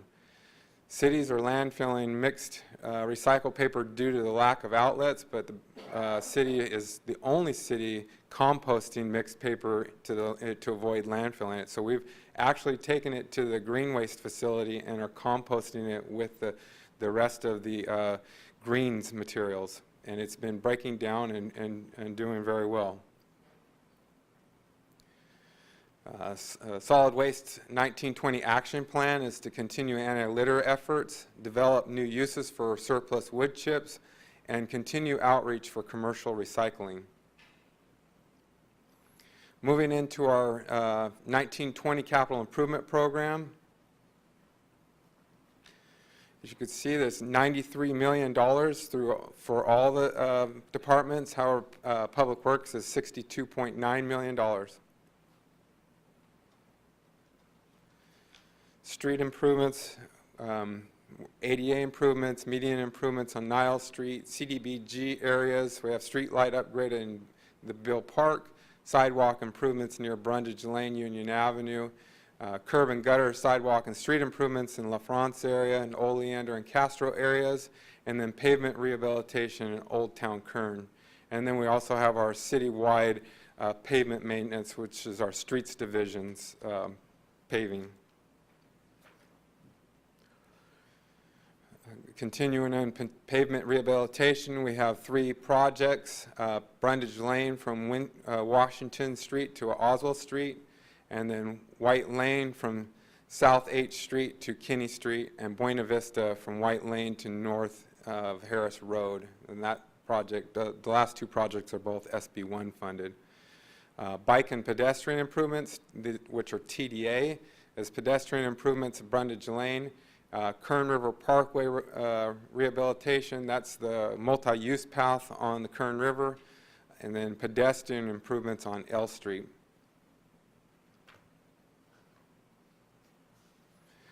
Rosedale widening from Verdugo to Callaway. This is the continuation of widening Rosedale Highway from 4 lanes to 6 lanes. We originally went from right down by Mohawk, or just east of Mohawk, to Callaway. This project will carry it from Callaway to Verdugo Lane, which is the city limits. And then a Hosking Avenue widening is just adding an additional travel lane east of Stein Road. Sewer and storm improvements, you can see that we have 4 sewer improvements and then 3 storm drain improvements at various locations. Facility improvements, we have some improvements at the Bakersfield Municipal Airport. Most of these are a continuation of previous phases, the airport northwest taxi lane rehabilitation, and then a continuation of hangar door rehabilitation. Traffic signals, we have a traffic signal interconnect at 4 locations, a new traffic signal, one at Ming Avenue and Allen Road, one at Ming Avenue and Grand Island, and the third at McKee and Weibel. And then there are 2 flashing beacons, one near Norris Middle School and the other at Paula Elementary. Wastewater treatment plant, we have 2 projects at Plant 2, 4 at Plant 3, and then 1 study at both plants, and then a replace sludge recirculation pumps at both plants. Facility improvements continued at our green waste. I showed you a picture of the transfer station area, the compost screening residual and the compost automation project. We're upgrading the water supply loop. That's for the area static piles that we've been doing out there. And then grading and drainage improvements that are required from the State Water Resources Control Board to capture all the rain on site.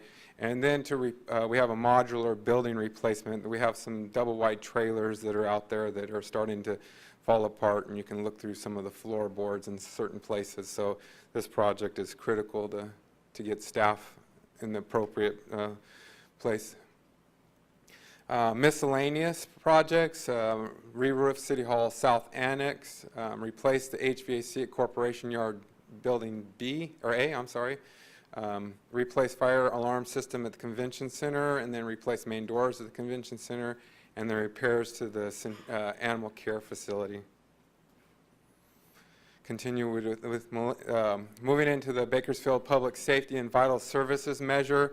We have 1 study for assessed needs for additional street lights, and that's a $100,000 study that will go through and study various parts of the city to see where street lighting is needed, and then the conversion of the rest of the high-pressure sodium street lights to LED. Originally, we had a large project that went through PG&E's on-bill financing program. These type of poles are now the post tops, and decorative street light poles were not originally available through that on-bill financing program. So we separated it out and are doing it as part of the Public Safety and Vital Services measure. And that should complete all the remainder of the street lights that we have in the city that are not already converted. TRIP CIP, we have the Centennial Corridor Phase 4 mainline connector, bringing in some remaining funds to finish up that project, and then the West Beltway State Route 119 right-of-way. It's to acquire right-of-way as developers develop adjacent to the West Beltway. And that completes my presentation. Any questions? Thank you, colleagues. Councilmember Rivera.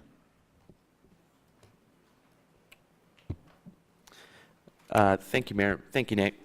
I think that was a really good presentation. The one thing I'd ask is, could you get us a hard copy at some point? Yes, yes. Please, because I was trying to make notes as we were going along. I have a few questions. So to the refuse rate slide, I missed which one it was. Can you remind me when the last time was we've raised those rates? We actually had a rate increase last year. We're proposing again to be consistent with the CPI cost increase. What was do you recall what the rate increase was last year? So I see Kevin coming. Yeah, he'd be the best. It is 3.2 as well last year. Okay, 3.2, and then it was 3.5 this year? No, 3.2. They're both 3.2. Last year was 3.2, and this year will be 3.2. Got it, okay. All On the homeless crews, can you give me an idea of how it is we determine where we deploy them and what areas they focus on? How does that work? We coordinate through Caltrans.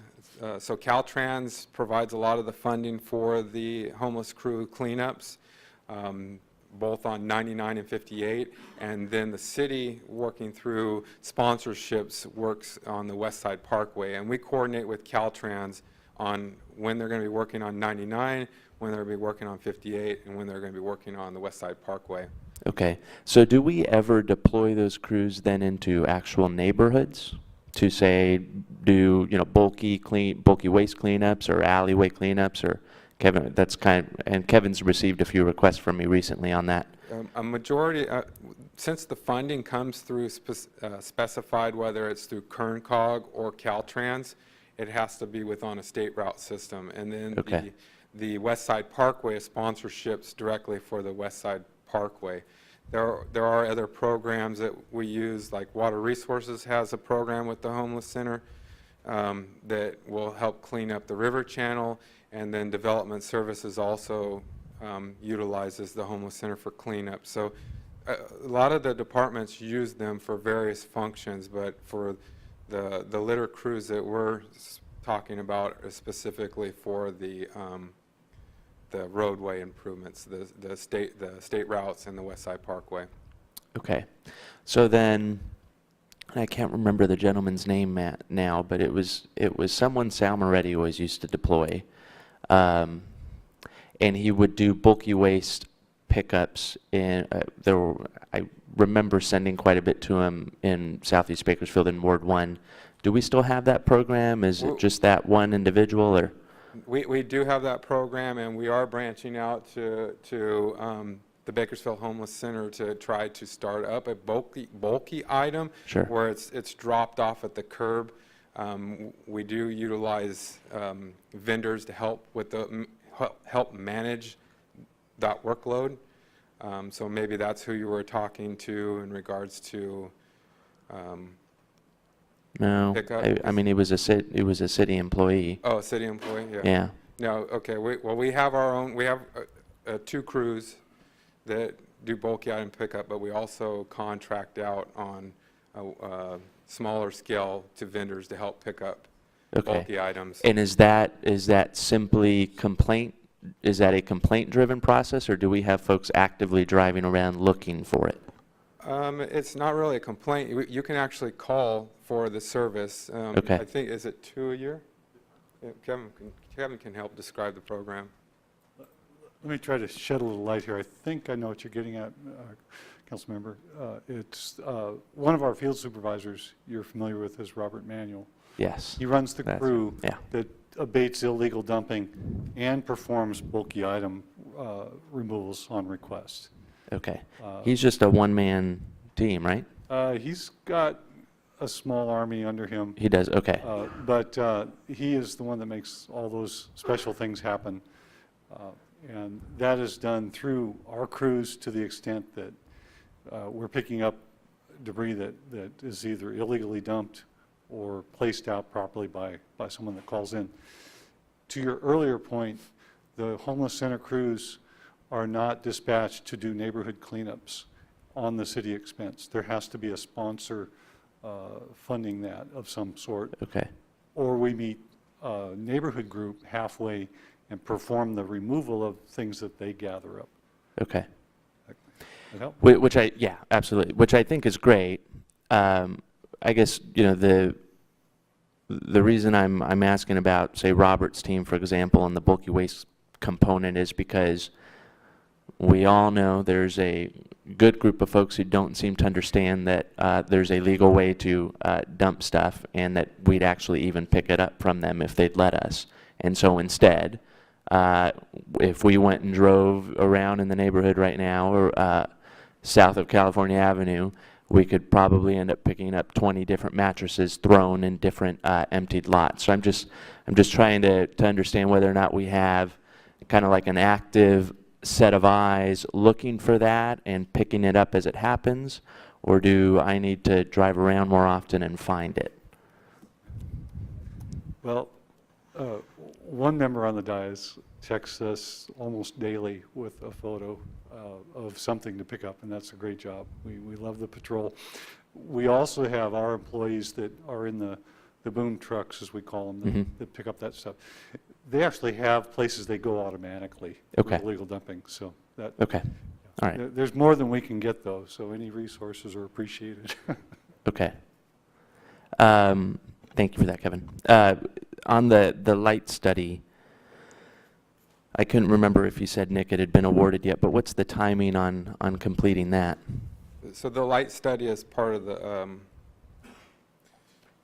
public safety and vital services measure, so it will actually start, we'll put an RFP out very shortly for that, but it won't be awarded until after July 1st. Okay.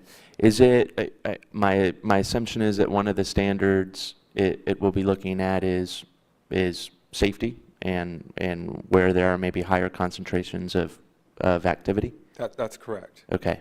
Is it looking at lights that are currently lit or simply streets that have no lighting at all? Are we looking at the whole city, or are we just looking at dark streets? The first priority is to look at where we have, based off of safety needs.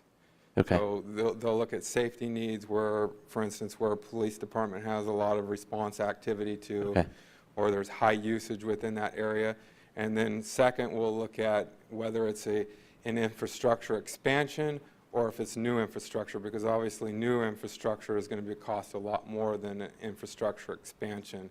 So we'll have to take that into account on when we start developing and deploying the new light systems. Okay. If I could, safety, traffic safety, pedestrian and bicycle safety is a factor, and then police-related issues. So the definition of safety covers both components. Okay. Yeah, not that I think the former is less important, but I was kind of focused on the criminal aspect of it as well. Just want to make sure we're capturing that.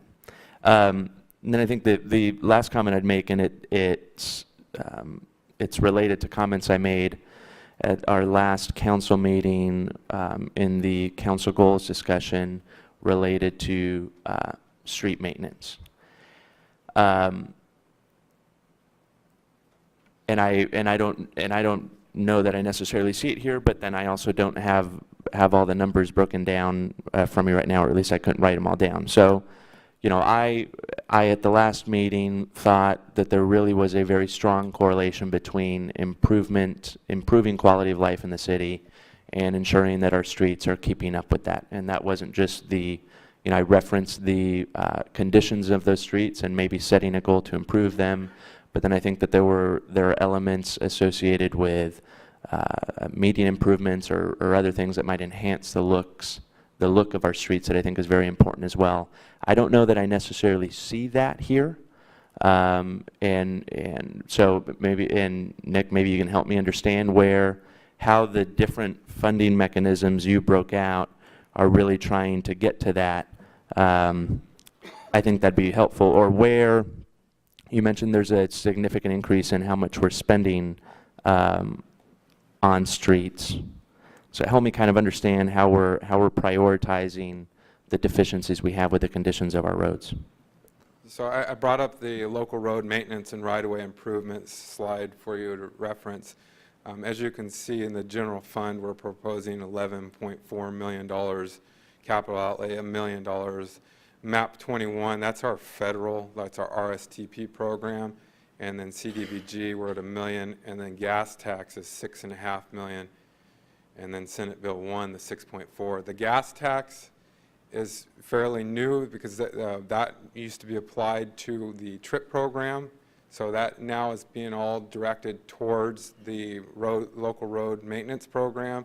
And then Senate Bill 1 is $6.4 million, which continues to grow each year as the taxes and increase in the collection on them. And then utility surcharge was again also applied mainly towards the TRIP program. So another $3 million that's being proposed and then TDF as well. A lot of those funds were directed towards the TRIP program, which are now going to be used more on the local roadway improvements. So all those that I just stated were, a lot of them were focused towards the freeway improvements. So now they're being directed to the local roadway improvements so we can improve upon the streets in those areas. The only one that hasn't really changed is the MAP 21, which is the federal, and then the CDBG. All the other ones have increased significantly. And if I could add, we're in a transition year. We've been committing about $20 million a year from 3 revenue sources for the TRIP program. And this year, we're able to convert about half of it into local roads. Next year, we'll be able to convert the other half into local roads. And so there's been discussion of acceleration of some of the under-built-out streets in wards 1 and 2. There's been discussion of beautification of street medians. We have another issue that relates to wall conditions in certain neighborhoods. And we'll be able to increase the programming for all 3 of those purposes next year. Okay. So I just want to make sure I understand the math here correctly. How much, because and again, I don't have it, so I can't point to it now, but I could have swore I remember seeing a slide that showed maybe a $500,000 or $600,000 decrease in local match dollars for TRIP. And I don't remember which slide it was. Does that ring a bell? It was like maybe like $8.5 million. It was going down to 7.9 or something, I think. No, I don't think. It's in your PowerPoint. In my PowerPoint? It's, I mean, again, really would be helpful to have it, but it was in here somewhere. I guess I'm wondering, I only saw a $500,000 difference, so. Well, we're talking capital improvement versus operating. I'm not sure what slide it was on. Okay. I guess my question is, I saw that we were, I saw we were still committing, what slide was it? Yeah. That's for their operating fund. I'm sorry, okay, so yeah, gosh, my numbers were way off. But we were still, so the $749,000 does seem like it's significantly less. That is within their operating budget. So that might have been, we reduced a program for KIT-FOX mitigation measures. Okay. So that would have been probably that. Or sorry, I'm being told over my shoulder, it was salary adjustments. We have a new employee that's at the first step versus an employee that was at a 5th step. So then, is what I'm hearing, Alan, that we've kind of reached that point where so this is just the operating side. Have we reached a point now where we are no longer using any local dollars for TRIP stuff, or No, help me understand that? No, we're in a transition year. We've been doing about $20 million a year from gas tax, utility surcharge, and transportation development fees. This year, because we're winding the program down, about half of that is going into local roads. The balance is still going into TRIP, and next year, I don't believe there'll be any need to allocate for TRIP at all. So the remaining $10 million will add roughly to this total. It was 37 million. You changed the slide. Yeah. We'll add to the 37 million. And that would have been about 27, 28 last year. Yeah. So we're near doubling our. Sure. Okay. 2 years prior to that, it was 19 million. So Okay. now we're going to So, I mean, and I think that's great news. I think that's extremely positive. My last request would be, in previous years, I remember seeing a more detailed list of what these capital projects were. At least I thought I did. Maybe I made it up in my mind, or it was my dream list and I never shared it with anyone. But I thought I'd seen a detailed list of what these capital projects actually were. I mean, we got bits and pieces, but we're talking about a pretty sizable amount of money. We're committing to investing into street maintenance. I'd like to kind of maybe get a better sense of where we're going with it. We can do that. To some degree, it comes in phases, depending upon which source it is. The federal and state sources usually have long-term programming. They're out a couple of years. Yeah, But if you'll allow for different sources have different time frames, then yes, we can. Sure. Okay. Thank- As Alan indicated, like the CMAC, I mean, the RSTP and the SB1 and the CDBG all have to receive council resolutions prior to us receiving the funding for them. So you'll be seeing a lot of the RSTPs, I'm sorry, that's for the following fiscal year, but we do a resolution requesting authorization for those projects. Okay. Yeah. All right. Thank you, Nick. I appreciate it. Vice Mayor. Thanks, Mayor. So Nick, what do you say to those, when you talk about adding personnel, and I'm kind of talking about the HVAC techs and mechanics, those that say, okay, great, you're going to hire more people, how come you just don't contract those positions? What's the advantages to keeping them in-house? A lot of the work that they perform is maintenance and some minor improvements. When it becomes a major improvement, we do contract it out. So when we're doing the minor improvements and the maintenance, it just costs so much for us to develop design plans and then bidding procedures and then actually getting them on board than it would be to just go out there and have our staff go out and perform the function. And it's also a lot of times is critical with HVAC systems when they do go down that we have somebody be able on standby, be able to go and make those improvements so the staff that are working within that facility aren't without those services, the air conditioning units or the heaters or whatever it may be for long periods of time. Well, in that regard, I agree, because I remember when the air conditioning went down in this building. Yes. And we were without it for quite a while, and staff did repair it.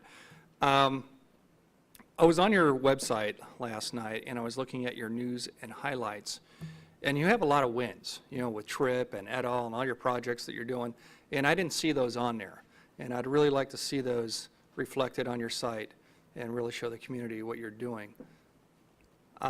And the last thing, and I just want to give a little shout out to Kevin, Mike Connor, both your teams. I think it was Kevin was talking about me on my referrals, and he was. So anyway, Mike, I see you out there. Thanks again for all the hard work that your crew's doing too. Thanks. Councilmember Sullivan, I saw your light go on and off. Do you wish to speak? Nick, I just wanted to mention. Oops. I just wanted to mention, you know, I can remember when I was first elected back in 1995, I was asked to come in and get an idea of Public Works. And I saw the pie chart of just the number of employees in the city and the responsibilities of Public Works. That was so valuable. I would not have guessed just the large, with a pie chart, what would you say that Public Works is? Right now, there's 427 or 426 employees. We cover, like I said, 11 different divisions, which is pretty substantial, with covering everything from sewer to storm down to striping the streets on the roadways. So there's a pretty big umbrella underneath Public Works responsibility. So it's I would say it's the best department to work for. But I'd be biased. We do get to see projects go from cradle to grave, which is kind of fun, going through all the aspects of designing it and then going through construction. So there's a lot of activity within the department. A lot of activity, Nick, and you know, that was very helpful just to be able to visualize. And I don't think you had that type of a chart. Okay. You need to include that, and I'm sure the council members would benefit from seeing that.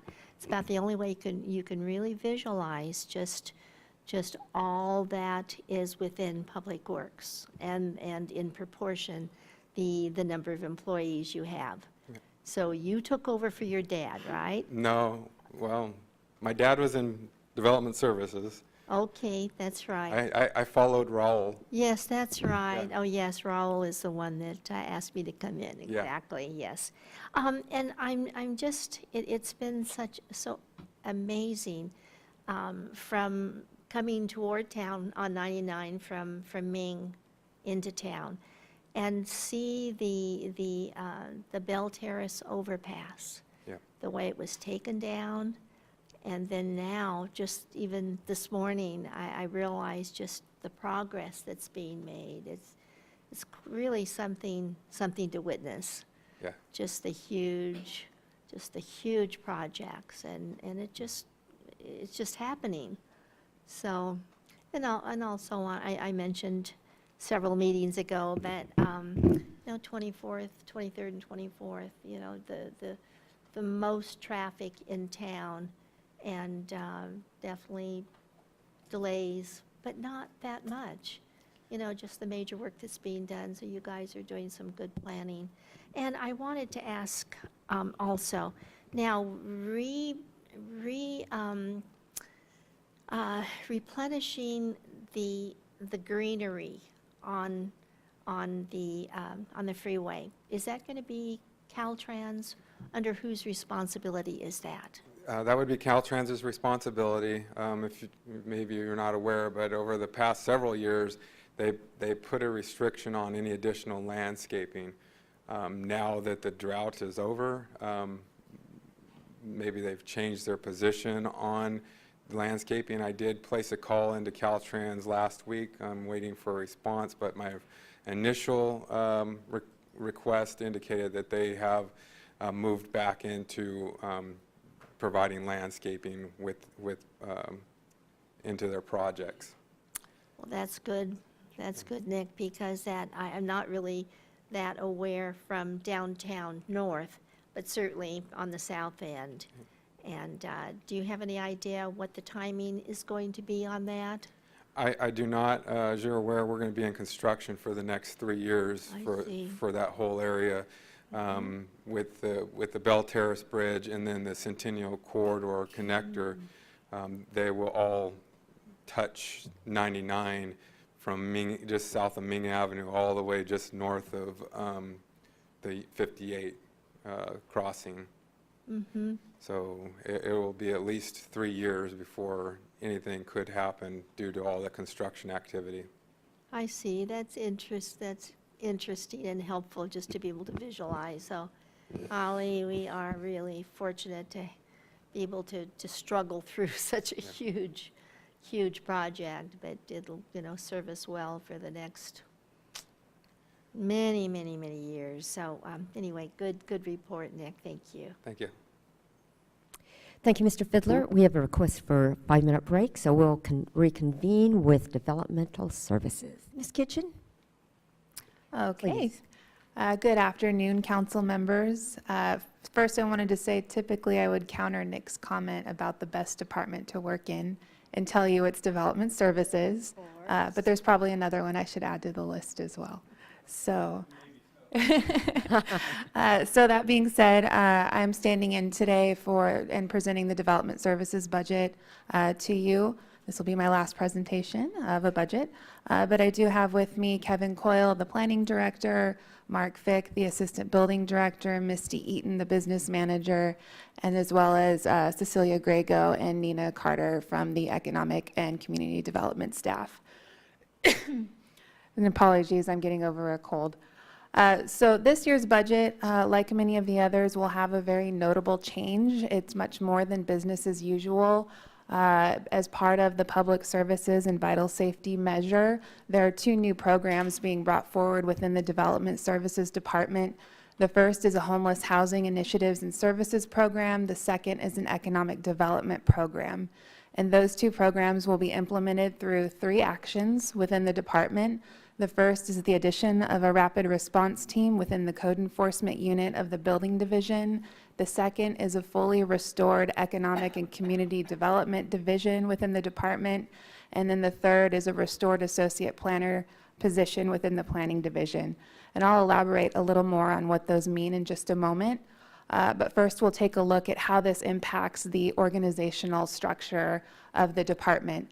As you can see here, this is how the department is proposed to look in the coming fiscal year.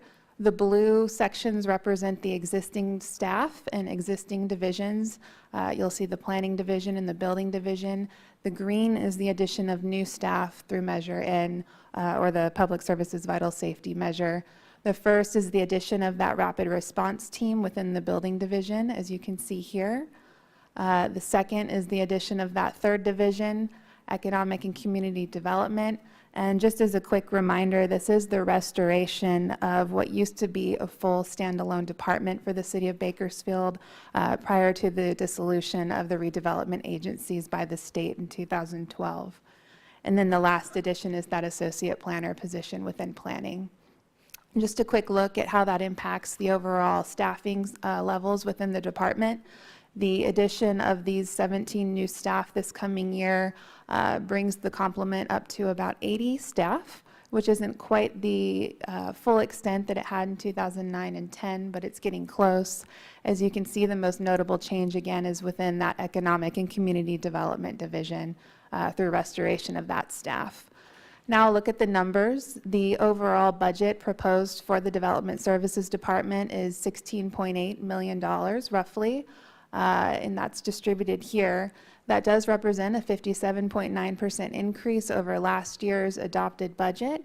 But as you can see in breaking that down by fund, a majority of that increase is due to the addition of the public safety and vital services funding. The actual impacts to the general fund itself are 3.3%, which is in line with the budget instructions for this year, which capped increases at 3.5%. You can also see a minor increase in the federal HUD entitlement of about 24.6%, and that's due to a $730,000 increase in the federal allocation to our home and CDBG funds, again from the federal level. So a look at the accomplishments over the last year. The department overall continued to help facilitate local growth, new growth in infill development, and the development of infill parcels throughout the city. A few examples here. This one's one that I've actually gotten a lot of questions about recently. This is development out at the corner of Stockdale Highway and Allen Road. There's been quite a bit of activity in the northwest and on the west side, as well as other infill parcels throughout the city. Notably, downtown, the former bank building has completed and the 1800 restaurant opened, and City Development Services staff helped facilitate that through plan check and building inspections and several other activities. Within the planning division itself, they continued to accomplish a lot for being a small division. Within their 3 units, they continued to administer the Planning Commission, the Board of Zoning Adjustment, as well as the Metropolitan HCP Trust Group. Those are 3 separate hearing bodies that department runs and administers throughout the year. And those units help facilitate subdivision maps, continued annexations, general plan maintenance, and updates, the processing of site plan reviews, conditional use permits, zone modifications, PCD applications, and much more. Another big accomplishment within the planning division is the continued operation of the Metropolitan Habitat Conservation Plan. As many of you know, this plan has been in place since 1994, and it helps to streamline development within the city of Bakersfield significantly by allowing developers to pay an impact fee and comply with a known set of compliance and mitigation measures when they're doing construction work. And this speeds things along quite a bit because they don't need to go to the state each and every time for permitting. That plan is set to end in August of this year, and I'm very happy to say that the Planning Division successfully submitted an application to extend that plan. Over this last fiscal year, we asked for a 5-year extension, and we've been working very closely with the state and federal agencies, and we feel confident that we will be getting an extension. We're hoping for at least a 3-year extension on that request. And that's very important because it allows the department to continue work on completing the new habitat conservation plan, which is progressing along quite nicely, but is still a couple of years from completion. The other big thing, and the thing that I'm personally pretty proud of, is the department launched and issued an RFP for the update to the general plan. This is something that we've all been talking about and needing to do for several years. The existing general plan that the city has is the vision document that guides growth and development for our community over a 20-year horizon. The plan that we have in place has been in place since 2002, and as we've all been discussing, and as you all know, a lot has changed since 2002. We've had a major increase in both our population and land mass. There's also been significant changes at the state level with regard to the guidelines for preparing a general plan and with the requirements of the California Environmental Quality Act. So May of last month, we issued an RFP asking for a consultant to really evaluate Bakersfield and give us some options on how we should approach this update to the general plan. So we'll be moving that forward, and I will continue to oversee that personally in my new role as well, and work closely with the Development Services Department in doing that. So more to come on that later this year in the fall. Moving on to the Economic and Community Development Unit, they've continued to administer the federal HUD programs related to CDBG, ESG, home, HOPWA, civil rights, and fair housing.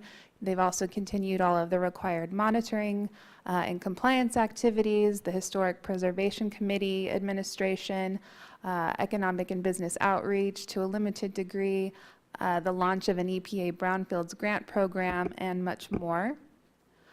Here's a quick look and a few examples of some of the improvements that the department has been able to facilitate.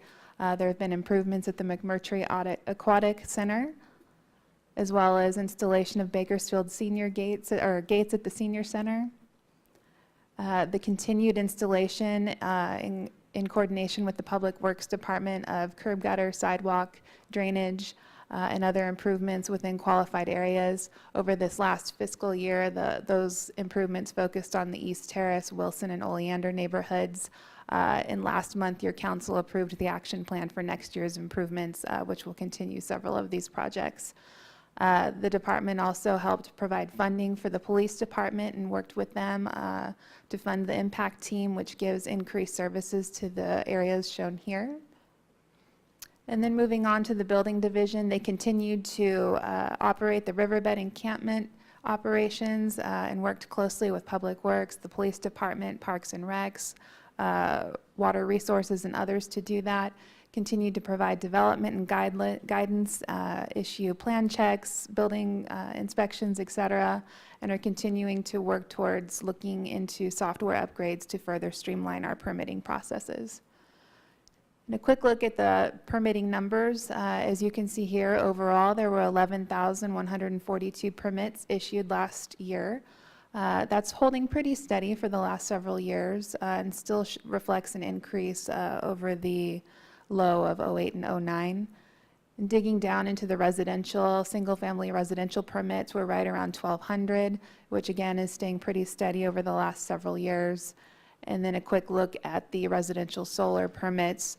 Those are down slightly to 3,500 over the high of 4,900 in the fiscal year 15-16, but that's mainly due to changes in state funding mechanisms.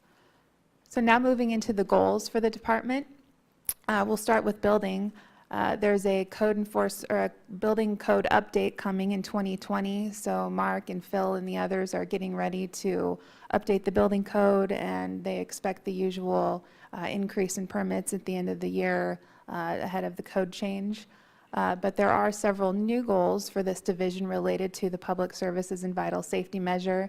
And the main one is the addition of that rapid response team that you've heard several of the other department heads speaking about. And I'll elaborate a little bit about that in a moment. And with that comes also several software upgrades related to implementing that rapid response team. So why do we need a rapid response team? Well, we've all heard and we've discussed several times in this chamber the increased issues and calls for service related to homelessness. As you can see here, there was a 76% increase on private property and a 45% increase on public property last year in these types of calls. These photos represent a few examples of some of the things that our code enforcement officers address on a day-to-day basis. And here's a quick example of a before and after. This was an encampment at Panama and Colony on private property. After code enforcement staff and others were there, they made a significant difference. So the addition of a new rapid response team will provide dedicated resources to address this issue more thoroughly. Currently, there's 10 code enforcement officers for the entire 150 square miles of the city, but this unit will add 12 additional staff to address this.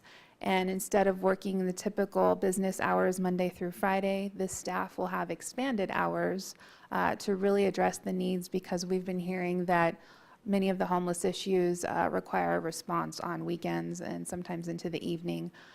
This code enforcement staff will also be able to do more focused business outreach and really show what kind of resources are available to our business community.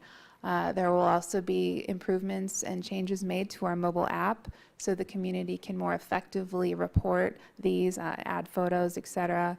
And our building division is working with technology services and others to make those changes to the mobile app. So moving on to the goals for the Economic and Community Development Division, they will continue to administer the Federal HUD program and the action plan. They are also working on the preparation of a new 5-year consolidated plan. That's kind of like a general plan for the HUD funding. What it does is it reaches out to our community and it establishes priorities for how we want to spend our federal HUD allocations for the next 5 years.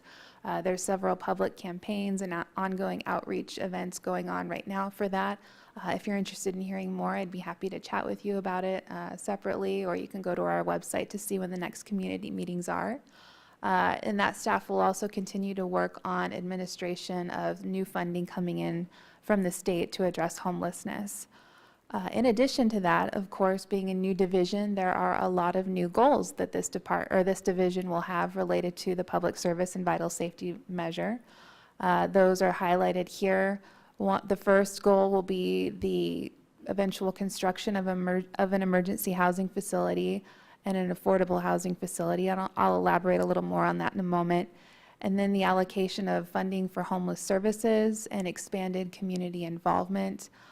We've heard loud and clear that there's a desire for the city to be more involved and to be more collaborative with service providers throughout our community, and that will be one of the primary functions of this division. It will also include the addition of a full economic development team, whose first priorities will be the development of an economic development strategy and working towards focused urban renewal projects, creating economic development grant programs, also implementing the Economic Opportunity Area Plan, which your council approved last year, or in 2016, actually. And I'll elaborate more on that in a moment as well. But first, looking at the community developments function, they will, as I said, focus on the housing and homeless activities. And we keep hearing the term bridge housing, transitional housing facility. So I wanted to touch on that a bit.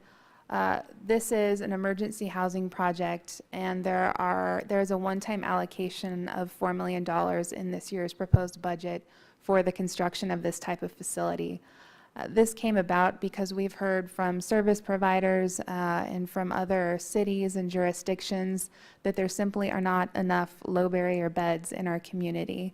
And by low barrier, I mean beds where persons with possibly drug or alcohol problems, or pets, or spouses, or other family members, or other issues, this would be a place for them to go, an alternative to other traditional emergency shelter facilities.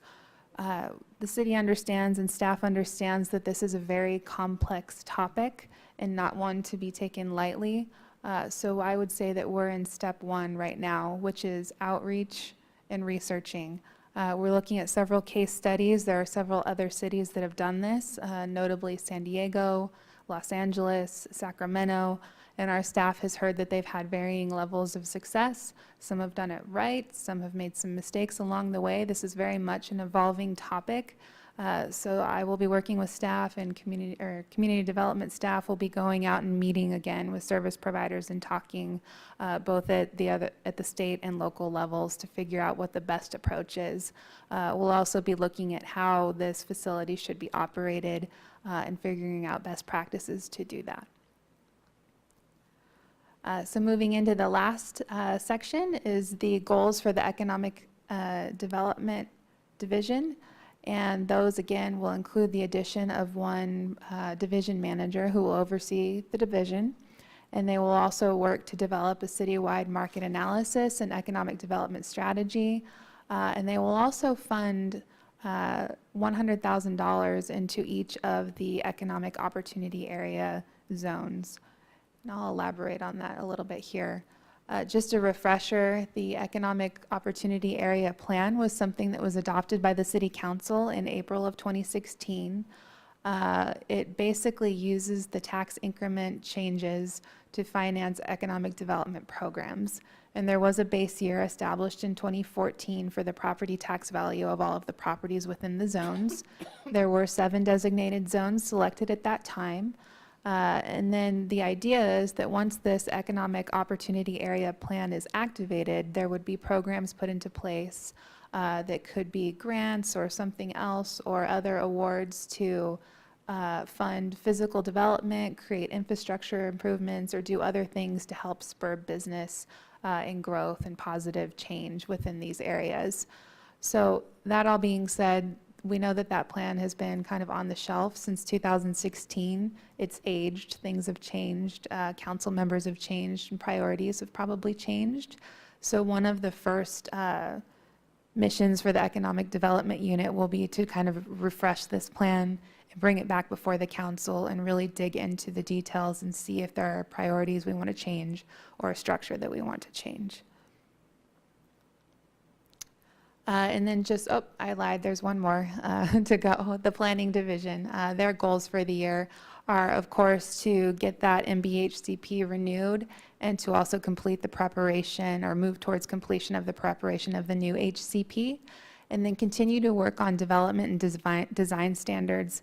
As several of you know, the Planning and Development Committee has been very active lately. I think there are 7 or 8 pending topics in that committee right now, and many of them are related to streamlining development, improving development standards, and refreshing the way that we do things.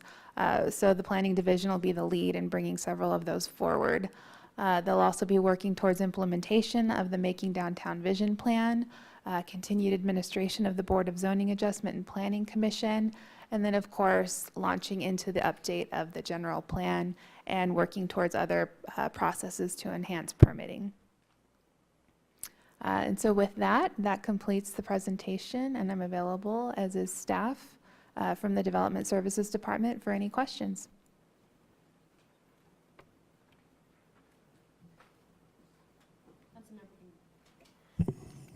Councilmember Gonzalez. Thank you, Mayor. Thank you, Ms. Kitchen, for your presentation and the hard work in developing this plan. Big thanks to your team. As I look at this and look at all of the resources that we're investing in homeless-related services, I just can't help but say thank God for Measure N and for the voters who approved Measure N so that we can have the resources to respond in a way that is meaningful. With regard to the rapid response teams, I wondered what the process was through which you went through in order to develop these staffing levels. How did we determine that 2 teams 7 days a week was sufficient? We really went back and looked at our calls for service for the last few years and how the dynamic has changed and where our code enforcement staff has been focusing. And we also talked a lot with other departments, water resources, recreation and parks, public works, to see where a lot of their focus has been. So all the departments kind of work together collaboratively to determine how to best approach the issue, and it was determined that 2 teams that were available after hours would be the most effective way to sort of provide those services, and then also work collaboratively with the other departments to address the calls in a timely manner. If I could add, we had the graffiti model to utilize, which was implemented a number of years ago, but it's similar 7-day-a-week service.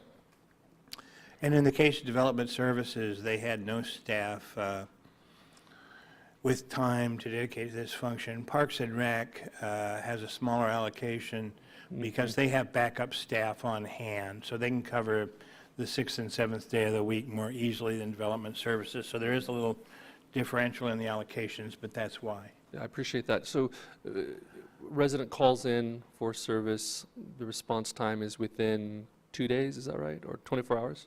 We haven't established that quite yet, but Okay. we're working on that now. We're putting together some pretty streamlined processing, internal processing guiding principles to ensure that there's a consistent level of service. My request would be for staff to really take a look at this staffing level and see if we might need to have a more robust team in place in order to address the issues as we see it now. I mean, the calls that I receive come in, well, frankly, almost every hour now. Yeah. With regard to homeless encampments, I received about, I think it was 3 to 4 calls yesterday alone with regard to the property owners in downtown who were complaining. And so I think that it's important for us to have a more robust team and really be aggressive as soon as possible. Thank you. And the idea is that the software will help us, but we'll have better data with this program as well.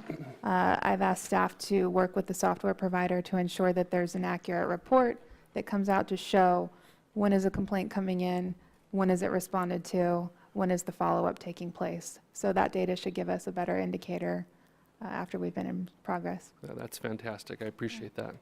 And the other question I had was with regard to the low barrier shelter.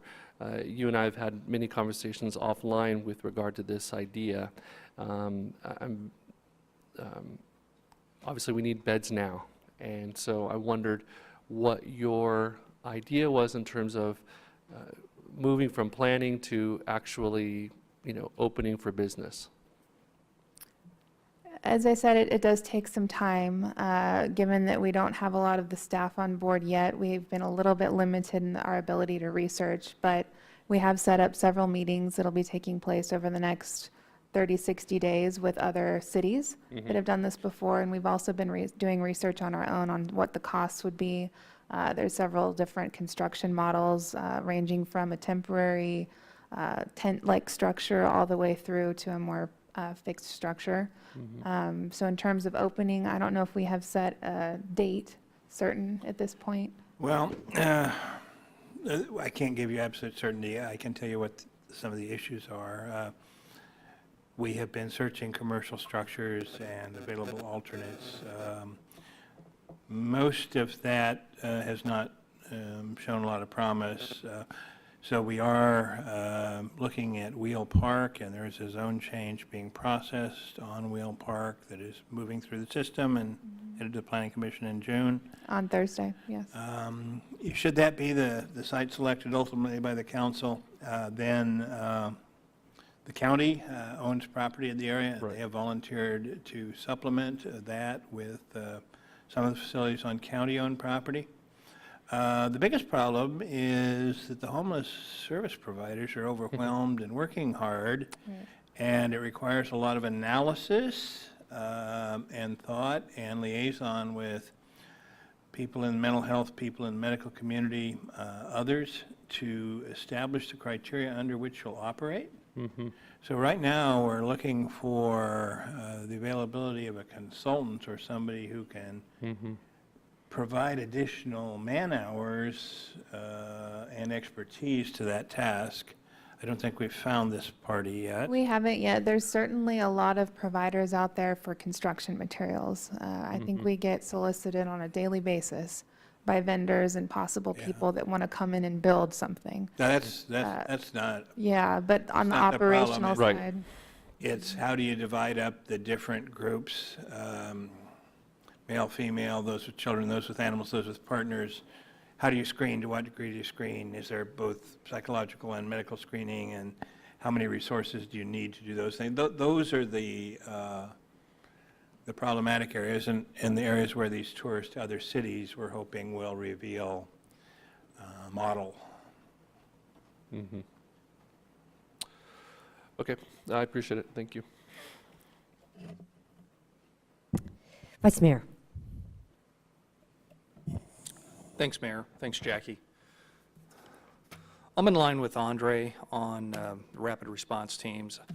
I think we need a surge and really tap down the problem. Get ahead of the curve. It's so pervasive in areas of the city that, I mean, it's just shocking where some of this homelessness activity is occurring. And, apart from, taking care of our fellow man, we need to take care of our fellow tax-paying citizens too, and ensuring that they have safe neighborhoods to live in. On the Code Enforcement Officer 3, is that the reestablishment of essentially the Chief Code Enforcement Officer? It's a not. It's the addition of a third Code Enforcement Officer 3. We presently have 2. Okay, is that a supervisor? It is. Okay. It is.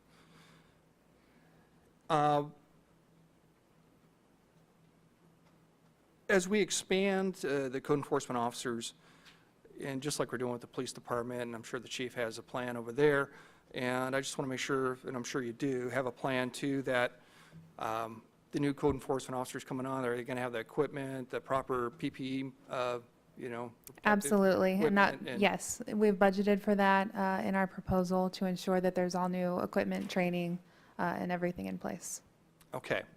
And switching gears just a little bit, when you talk about reestablishing basically a city marketing department within development services, and people say, hey, we're going to have overlapping responsibilities with, let's say, Visit Bakersfield or KEDC, what's your argument to that? And why should you keep it in development services? I think that within the department, they will be focused on Bakersfield first, and that's an important thing, but they will be collaborating with Kearney DC, Visit Bakersfield, the Chamber, and everyone else, and it'll be an opportunity for us to have a seat at the table within the larger conversation as well. We're integrated with the county in many ways, and this will provide the city an opportunity to expand on that relationship. Okay, thank you. Councilmember Rivera. Thank you, Mayor. Thank you, Jackie. I think that was a really informative presentation, and I think you guys are doing great work, and so I appreciate that. I've got a few questions. One on the, I think it says it's a $250,000 max on the economic opportunity areas, which was kind of my baby years ago. Is that, when you say max, are you saying it can never have more than $250,000, or we're committing a max of $250,000 in the first year? That was how it was written in the original plan in 2016, that there could be an accumulation of up to $250,000. Okay, so I think my request would be that as you, because you mentioned you guys are reassessing the goals and priorities of that, I don't think there should be a max. So if we make a commitment of $250,000 in this year, then the whole point of the tax increment component was to be able to build, in my mind, a pool of resources. So I don't know that I'd want to limit the potential of those funds, and I think downtown and Southeast Bakersfield could really benefit from it, especially if it became a really robust resource for folks. So that'd be my one request. And then on the, I'm having a hard time really understanding our plan of attack here on the homeless front. So I'm hearing, you know, support for the construction of a makeshift facility, and I get it. But I guess I'm kind of curious. I've got a few questions related to that. One is, what do we do when the folks when the folks are there? Is there an active conversation we're having with the actual experts in this community who deal with this population, probably even know a lot of these folks already, so that they're a part of this process? Because I just heard, what I heard instead, or at least what I thought I heard, was that we're looking at retaining a consultant or finding folks who can help us kind of understand this population and what to do. And that seems to be reinventing the wheel when we have established partners in the city of Bakersfield that do kind of know what they're doing. So how are we working with them? How does that then play into you know, the relocation of a bunch of folks that I then feel like we might end up subsidizing until the end of time unless we're a little creative there? Councilmember Rivera, I couldn't agree more that we should not reinvent the wheel. And that's part of why it's going to take a little bit of time to get the facility up and running. I would certainly like to see something in place on July 1st when the rapid response team hits the streets, because we want to make sure there's a continuum of that progress. And that's the purpose for having a temporary housing facility. However, that being said, there are service providers within the community. There are experts that know how to operate. There are people that know what services are necessary in order to make sure that this truly is a transitional temporary housing situation. And that's the idea. So yes, we'll be reaching out. We have had conversations with the county behavioral health department and others. We'll be continuing those discussions. And the idea is to find the right partner to operate the facility, or series of partners. And we're actually doing a survey with members of the Homeless Collaborative and others coming up over the next few weeks to see and get a better sense of what the need is and what resources are out there, so that we can provide something that's effective and doesn't end up becoming a long-term or a permanent housing facility. And if I could add, we're in conversation with Carlos Balvanados and Louis Gill and others in the field.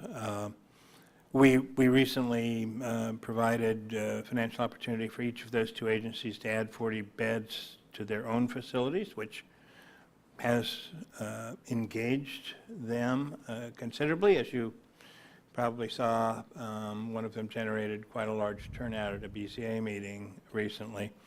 And of course, Mr. Gill is engaged in trying to replace his entire facility. We want them as our primary partners, but as I indicated in my earlier comment, they got 80 hours a week each. And I think it's going to have to generate some help, not necessarily exclusively for us, but for them as well. There aren't many of these facilities around, the low barrier ones. The ones that exist all over are longer term.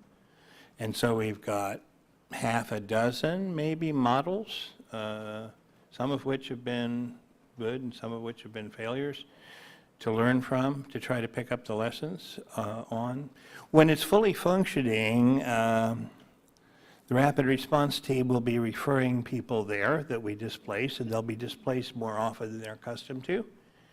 And they will have screeners and social workers and parties involved who, if they have a drug and alcohol problem, or if they have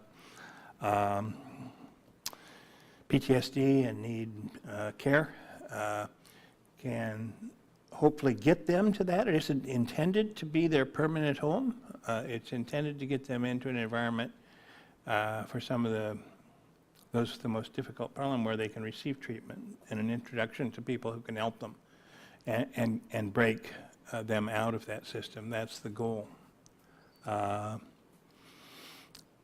But it is a very complex issue. There are liability issues for both city and service providers, and they have to enter into that with careful thought and liaison with their own boards, and it's going to take a little bit of time. But we're working as rapidly as we can to get it up and going. Okay. So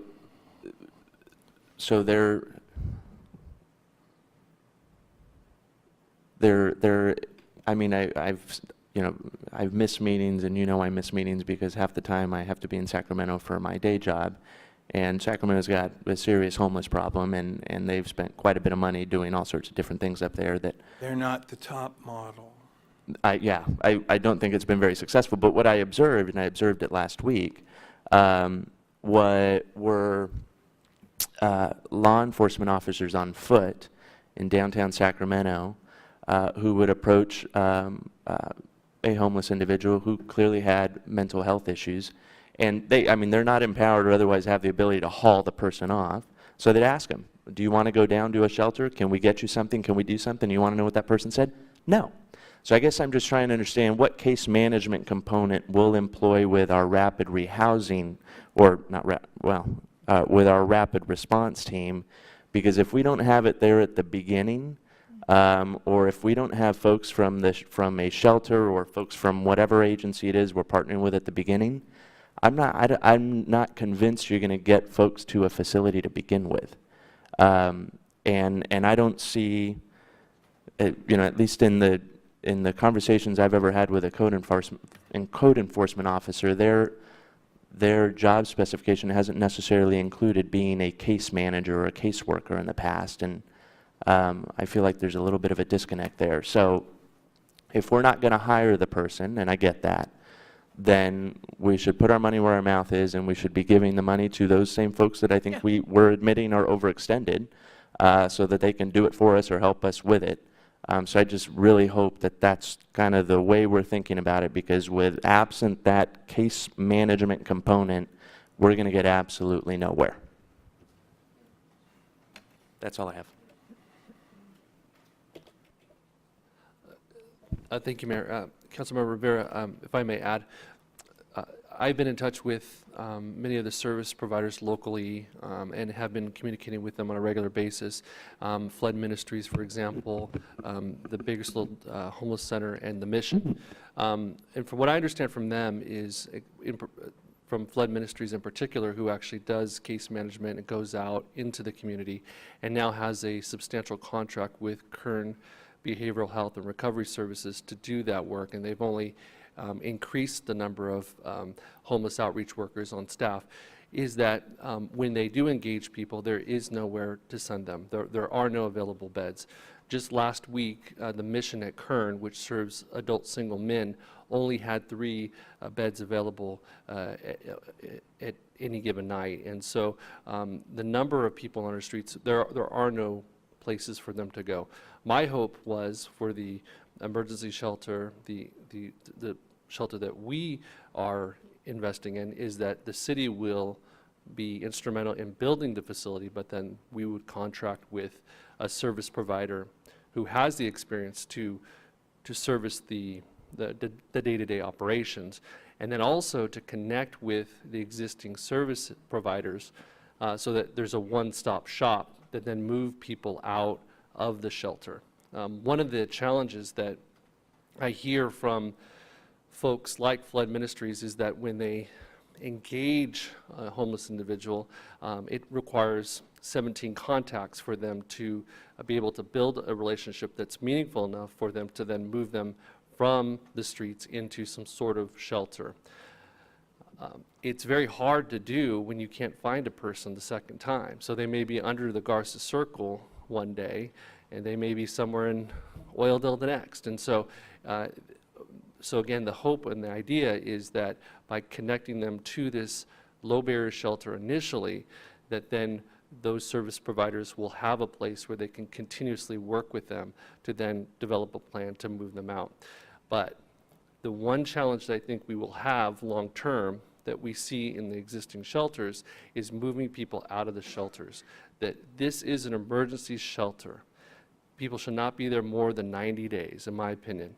And we have to be able to have that support so we can move them out. And this is a longer term problem when it comes to affordable housing, not just locally, but statewide. We have to get people out of these shelters, and we have to get them into permanent supportive housing, meaning safe housing that's also wrapped around with support services. And so that's the longer term problem that I see.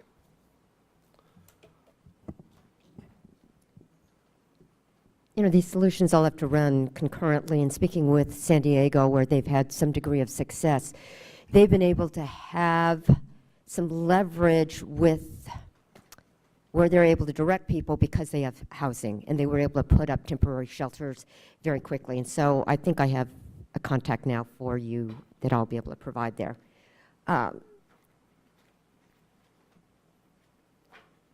Councilmember Gonzalez, are you finished with that request? You're finished. Okay. Vice Mayor. Thanks, Mayor. When I went to a California League of Cities training session, and the city of Anaheim, they had, I think it was Anaheim, they had with their homeless population a local pandemic that developed with, I think it was, anyway, it was an illness. And they developed, and I mentioned this months ago in a council meeting, a mobile medical services vehicle to reduce the impacts that fire and healthcare and emergency rooms experience, especially with the homeless population. And they found that it's dramatically reduced the impacts to those services and agencies. And what it is, you have a fire department EMT, a nurse practitioner, a standard ambulance, and they have the availability to treat people in the field, minor surgeries, i.e. sutures and things like that, and giving prescriptions and a bus pass to the homeless person to get the prescription filled. And again, it's substantially lowered the impacts of those services. Now, if we build a low barrier facility, which I think we're going to need to do, I just don't want the fire department over there 24/7 responding with their, their engines and impact the hall ambulance, along with our emergency rooms. And I think there might be a smarter way to address things in the field, and that's something that I hope we look at. Thank you. Colleagues, anyone else wishing to speak? Seeing none, thank you very much for a very concise and comprehensive presentation. It's done very clearly, and we really appreciate that. Thanks.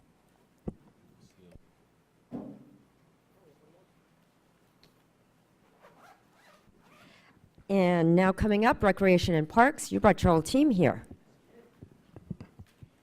It looks like there are people departing, so do you want a few minutes to set up?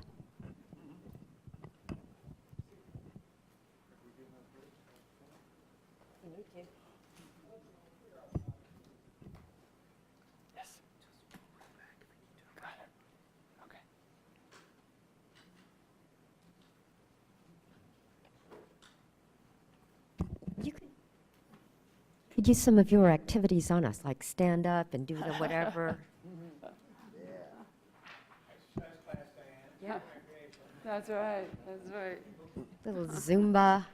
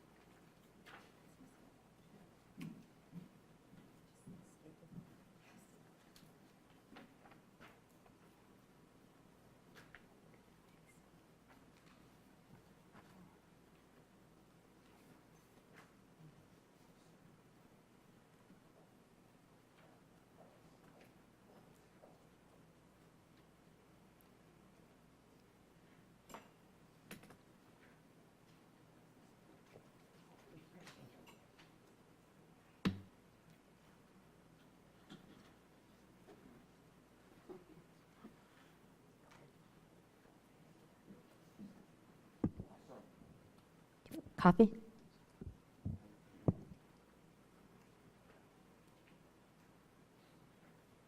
Want any coffee? Freshly made.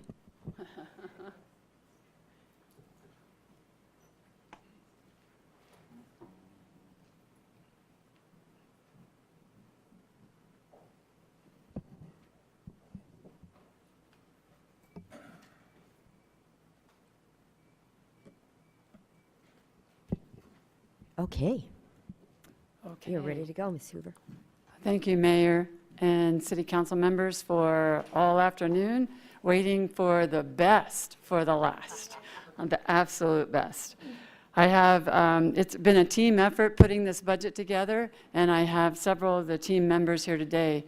Today, we opened our pools, and we also started day camp. So we have recreation staff is out in the field, and also Darren Budak, assistant director, got called to jury duty, long jury duty. So he is not able to attend either. But we have Raj, the business manager, Fidel, the facilities and construction manager, Keith, park superintendent, and then I have several park supervisors back there, as well as one recreation supervisor. So we have Frank, Danny, Israel, Juan, Rudy, Sean, and Pilar. And they like the back row, and they like aisle seats. Okay. So the mission of the Recreation and Parks Department is to enhance the quality of life through programs, parks, and partnerships. And throughout the presentation, you'll see all of those. I'd like to start off with some bragging rights and some of the things that we completed this past year. We completed the Jefferson Park basketball court in Ward 2, including ADA access throughout the park. And this was a great event last month. We had guests from the CSUB women's basketball team join us and join the community in celebrating the new basketball courts. We put up a shade structure at Jastrow Park. The old one was dilapidated and no longer functional, so we put a shade structure there. And throughout the city, in all wards, we were able to do playground surfacing throughout the playgrounds. We planted 1,800 trees, and these were the replanted ones that we lost through the drought. And we were able to convert the Sister City fountain into a planter. And a favorite project that took a long time, but we finally got it completed through permission from Caltrans, and Public Works helped us as well. And this is along the Hosking Wall on 99, and we put vines there. So those vines will start growing pretty soon. With all the rain we're getting, it'll cover that wall. And next week, June 11th, we'll be opening the Kaiser Permanente Sports Village Stadium Field. And you're all welcome to attend next Tuesday at 10 o'clock. And this will be a facility that the football groups can use, AYSO groups can use, adult groups will have this reservation and reserved for championship games throughout the year. This is a facility that is maintained through a contract, similar to Mesa Marin. We had several sponsorships and partnerships, and the Tree Foundation of Kern provided 10 trees at 20 parks over a 2-year period. And we're almost complete with that. We have 2 more plantings to do at the end of this year. And we have several partners and sponsors. I won't read them all, but the first 4 help us with our swim lesson program and our swim pass program. And we're able to provide those at $5 because of these sponsorships. The PEAK program at CSUB helps us with our runs throughout the year, our special runs that we do at the Park at Riverwalk as well as CSUB campus. And then, of course, Bike Bakersfield helps us with our programs at MLK, our bike safety programs, and some of the fun things that we do with them, plus the monthly, what's it called, the moon ride? Full moon ride. And they start at Beach Park and they end at the marketplace. And they do this every year, every month at the full moon ride.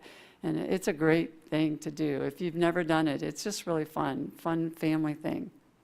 And then we have various fitness instructors throughout the parks that offer free Zumba, free exercise programs for the communities.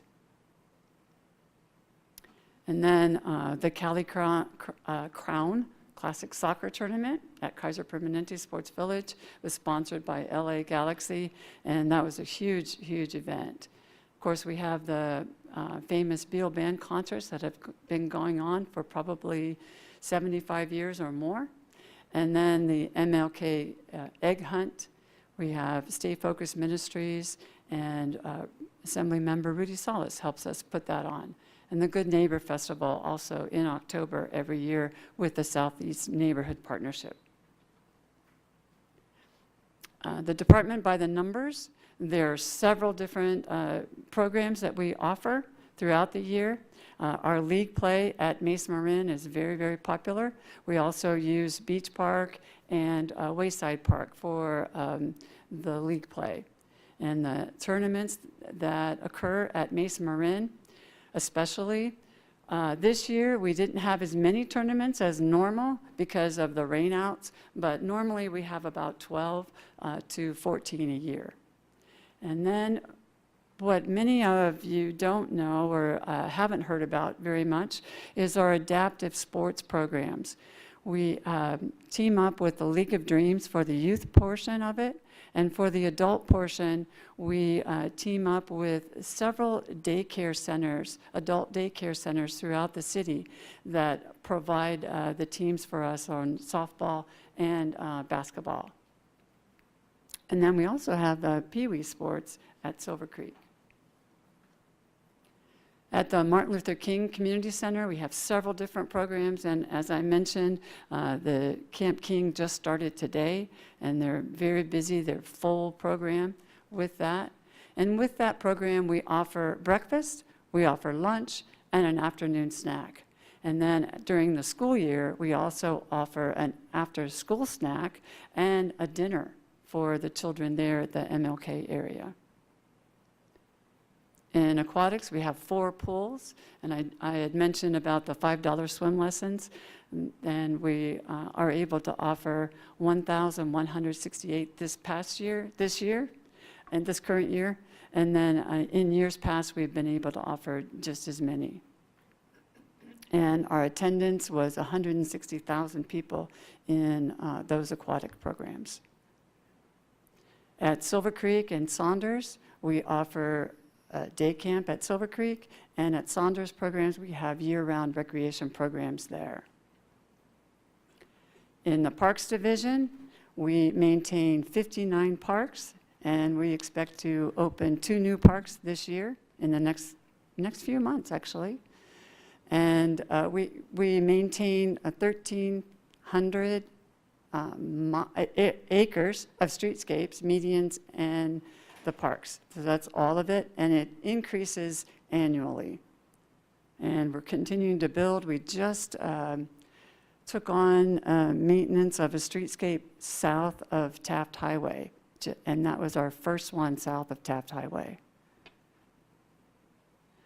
Our organizational chart includes the director, assistant director, the recreation division with the 4 areas that I just talked about, the sports, the special events, Saunders and Silver Creek, the MLK Center, and aquatics.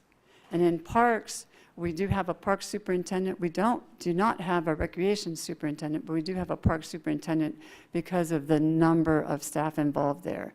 We have the forestry area, the craft workers, as well as the park and streetscape maintenance. And then in the administrative service side, we have, of course, the admin offices with some clerks, and then the financial support and the planning department. And then I'll talk about the public services, public safety, vital services, rapid response team in a few minutes. Our appropriations for the general fund, we are increasing almost 8% this year due to replacing some staff that we lost a few years back.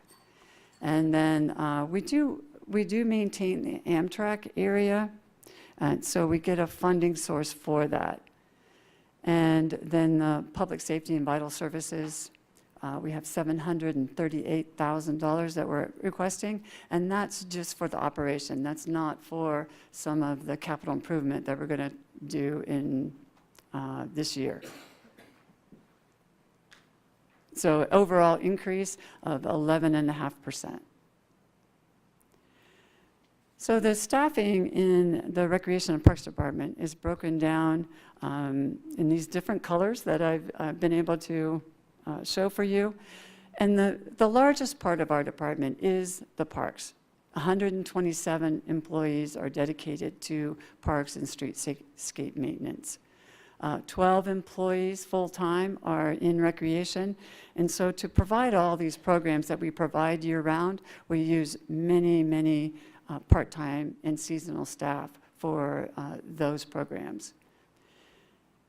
And then 9 staff members are in the administration. And then the green 9 is the restoration of positions that we lost a few years ago and that we're trying to restore this year. And then the 6 is the new rapid response team that we're going to employ this year. The total complement then in Recreation and Parks is 163. It's not quite as high as it used to be, but we're getting there. And the department continues to grow with more parks, more services, and more streetscapes. So this is certainly an appropriate restoration. In the Parks Division, you can see over the years that we've had to increase the number of acres per park employee. And as you can tell, and as I can tell by the calls I get from you, is that we're not able to keep up with all the need. So by having a few more staff members that we're going to restore this year, we'll be able to at least address some more of those weeds that have grown. And with all the rain, it's noticeable. You'll see it. But with the new staff, we'll be able to address that more often. And the staff that is now assigned to parks won't be called away for special projects as much because we're going to add the rapid response team. So what does that mean? The public safety and vital services, we are proposing a rapid response team similar to what Jackie talked about, but a little different in the sense that we're going to address what's happening in parks. Oftentimes, we are called to assist with the cleanups along the river and certainly in our parks. So we'll be able to address these quicker. It is a team that's going to work 5 days a week, but the other 2 days we'll be able to supplement with our regular staff. So they'll address the litter, they'll repair the vandalism that happens on a regular basis, and address it within 24 hours. Now, will we be able to clean this up and replace the toilets and the sinks? We hope so, within a 24 to 48 hour period. Sometimes we don't have the supplies right on hand, and sometimes we have to order them, so it takes a little longer.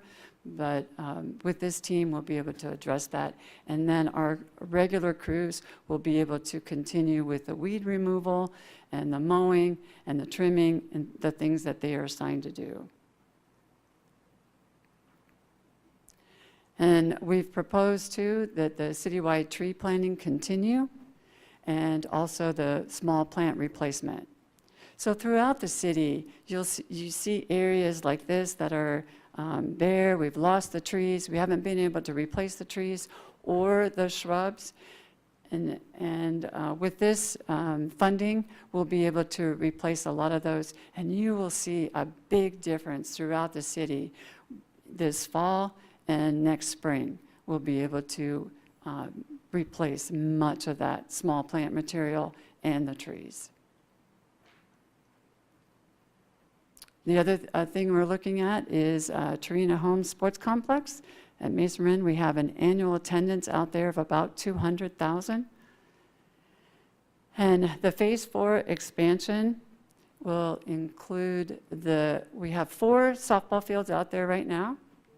And I don't know if this is showing up very well. It's not showing up. Oh, anyway. And we are looking at expanding it for 4 more softball fields. The other part of Mesa Marin includes the basketball and pickleball courts that we're looking at right up off of Bedford Green. Kaiser Permanente Sports Village, right now the estimated attendance is 128,000. We do contract with AYSO and Golden Empire Youth Football for those programs out there. And as we expand this, it'll be even more. We're very fortunate to have been notified by the state that we are in the running for a $3 million grant for the next phase of the youth football fields at Kaiser Permanente Sports Village. So if you look at the drawing, what is built already are the soccer fields, and in the northwest corner of the soccer fields, those are 4 football fields currently. Once we build the other 4 football fields, the proposed football fields, then we'll be able to use that whole complex just for soccer. There's a huge need in this community for soccer fields, and we're happy to be able to provide them there. The field that you see in the middle is the stadium field that we're going to open next week. The other part that has already been built is the new Taft Highway entrance, and that includes the playground, some open playing fields, a picnic shelter, and a walking path that goes all around the lake there.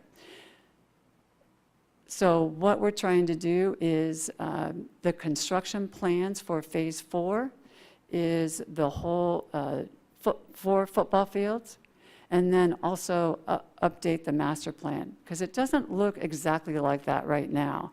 And as we built it, the configuration changed a little bit. And the water that is there is actually used to irrigate the whole park.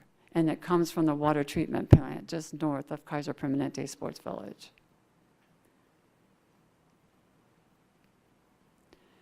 So all the capital improvement projects under the public safety and vital services include the drought-related tree replacement, the small plant replacement, the Torriguena Home Sport Complex at Mesa Marin, the pickleball and the basketball courts, as well as the Phase 4 softball diamonds, and then Kaiser Permanente Sports Village Phase 4 planning.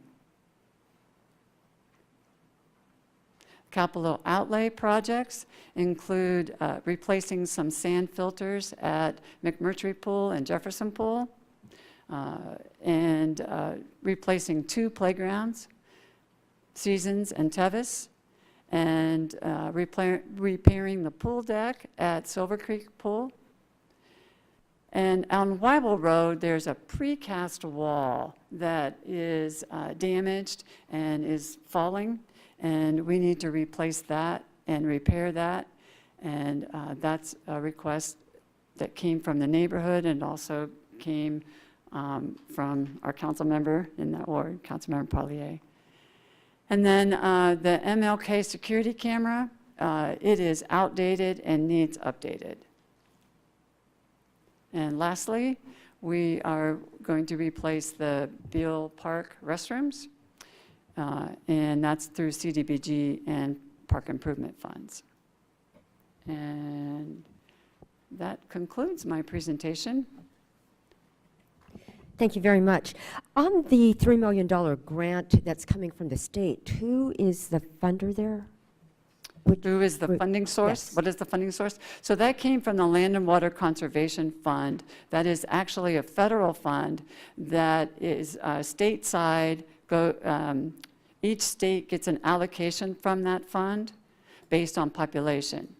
and it's a competitive grant. So there were 7 agencies that were awarded the grant through the state.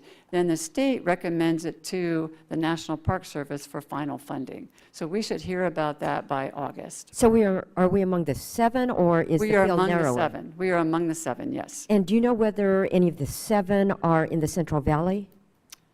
I do not believe there were any. If there others is in something this. that I can do to use somebody's influence to help us with You that, can- you- I'll be happy to yes. help. Okay. You can Let's talk certainly later. contact. Mayor, Congressman McCarthy's office is Oh, helping us. great, great. Good. Yeah. Thank you. Vice Mayor. Thank you. Thank you, Diane. A couple quick things on the trees, and I know some council members up here have talked about, reestablishing our canopy, and I'm in total agreement with that. But I've talked to a few constituents, and they're like, hey, next time we have a drought, they're all going to die again, so what's the point? And can you just explain a little bit? We've switched. We have an arborist now, and we're looking at different trees that are drought tolerant, so we hopefully won't run into that problem in the future, even if we do have a future drought. Is that true? That is true. Our tree selection is much more drought tolerant, and we actually work closely with the nurseries in providing us some excellent plants so they won't die. Yeah, the die-off really was because we did not have the right tree for this environment. The other part is we now have a MaxiCom system in place where we can actually control the amount of irrigation and the amount of water through remote systems. And maybe somebody could explain a little bit better, but basically we have a better watering system. We'll select the more drought-tolerant trees and plants. Thank you. And my last item is on the rapid response teams, the vehicles. I'd like to see some sort of lettering, some marking, rapid response, brought to you by Measure N or something, so the community knows what they're getting out in the field. That's a good idea. Thank We haven't thought about that. Thank you. Councilmember Sullivan. Thank you. Diane, looking forward to the opening. Now, what are we calling out at Sports Village? The stadium field. The stadium field out at Kaiser Permanente Sports Village. Yes, that will be great to see. I'm very happy to have that in my ward, Ward 6, but looking forward to that. And Diane, your department has just done a great job keeping everything up at a very respectable level through the crunch that we've gone through. And we have some beautiful areas in the city of Bakersfield. The Riverwalk, during the day when you can see everything, just all the detail, it's truly beautiful. And of course at night with the lights, it's truly beautiful. And so it's just a pleasure going out there. And of course, there's a lot of entertainment out there that we, really something for everyone in the family.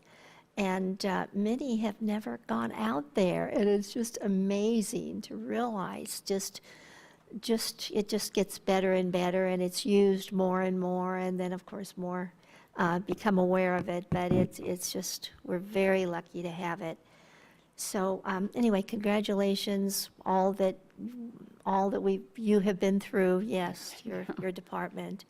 Many, we are aware of the ups and downs that we've been forced to go through with our economy and the weather and all of that. But as far as the public is concerned, for the most part, it just, everybody works together and there's a good level maintained. So anyway, thank you very much. Thank you, Councilmember Sullivan.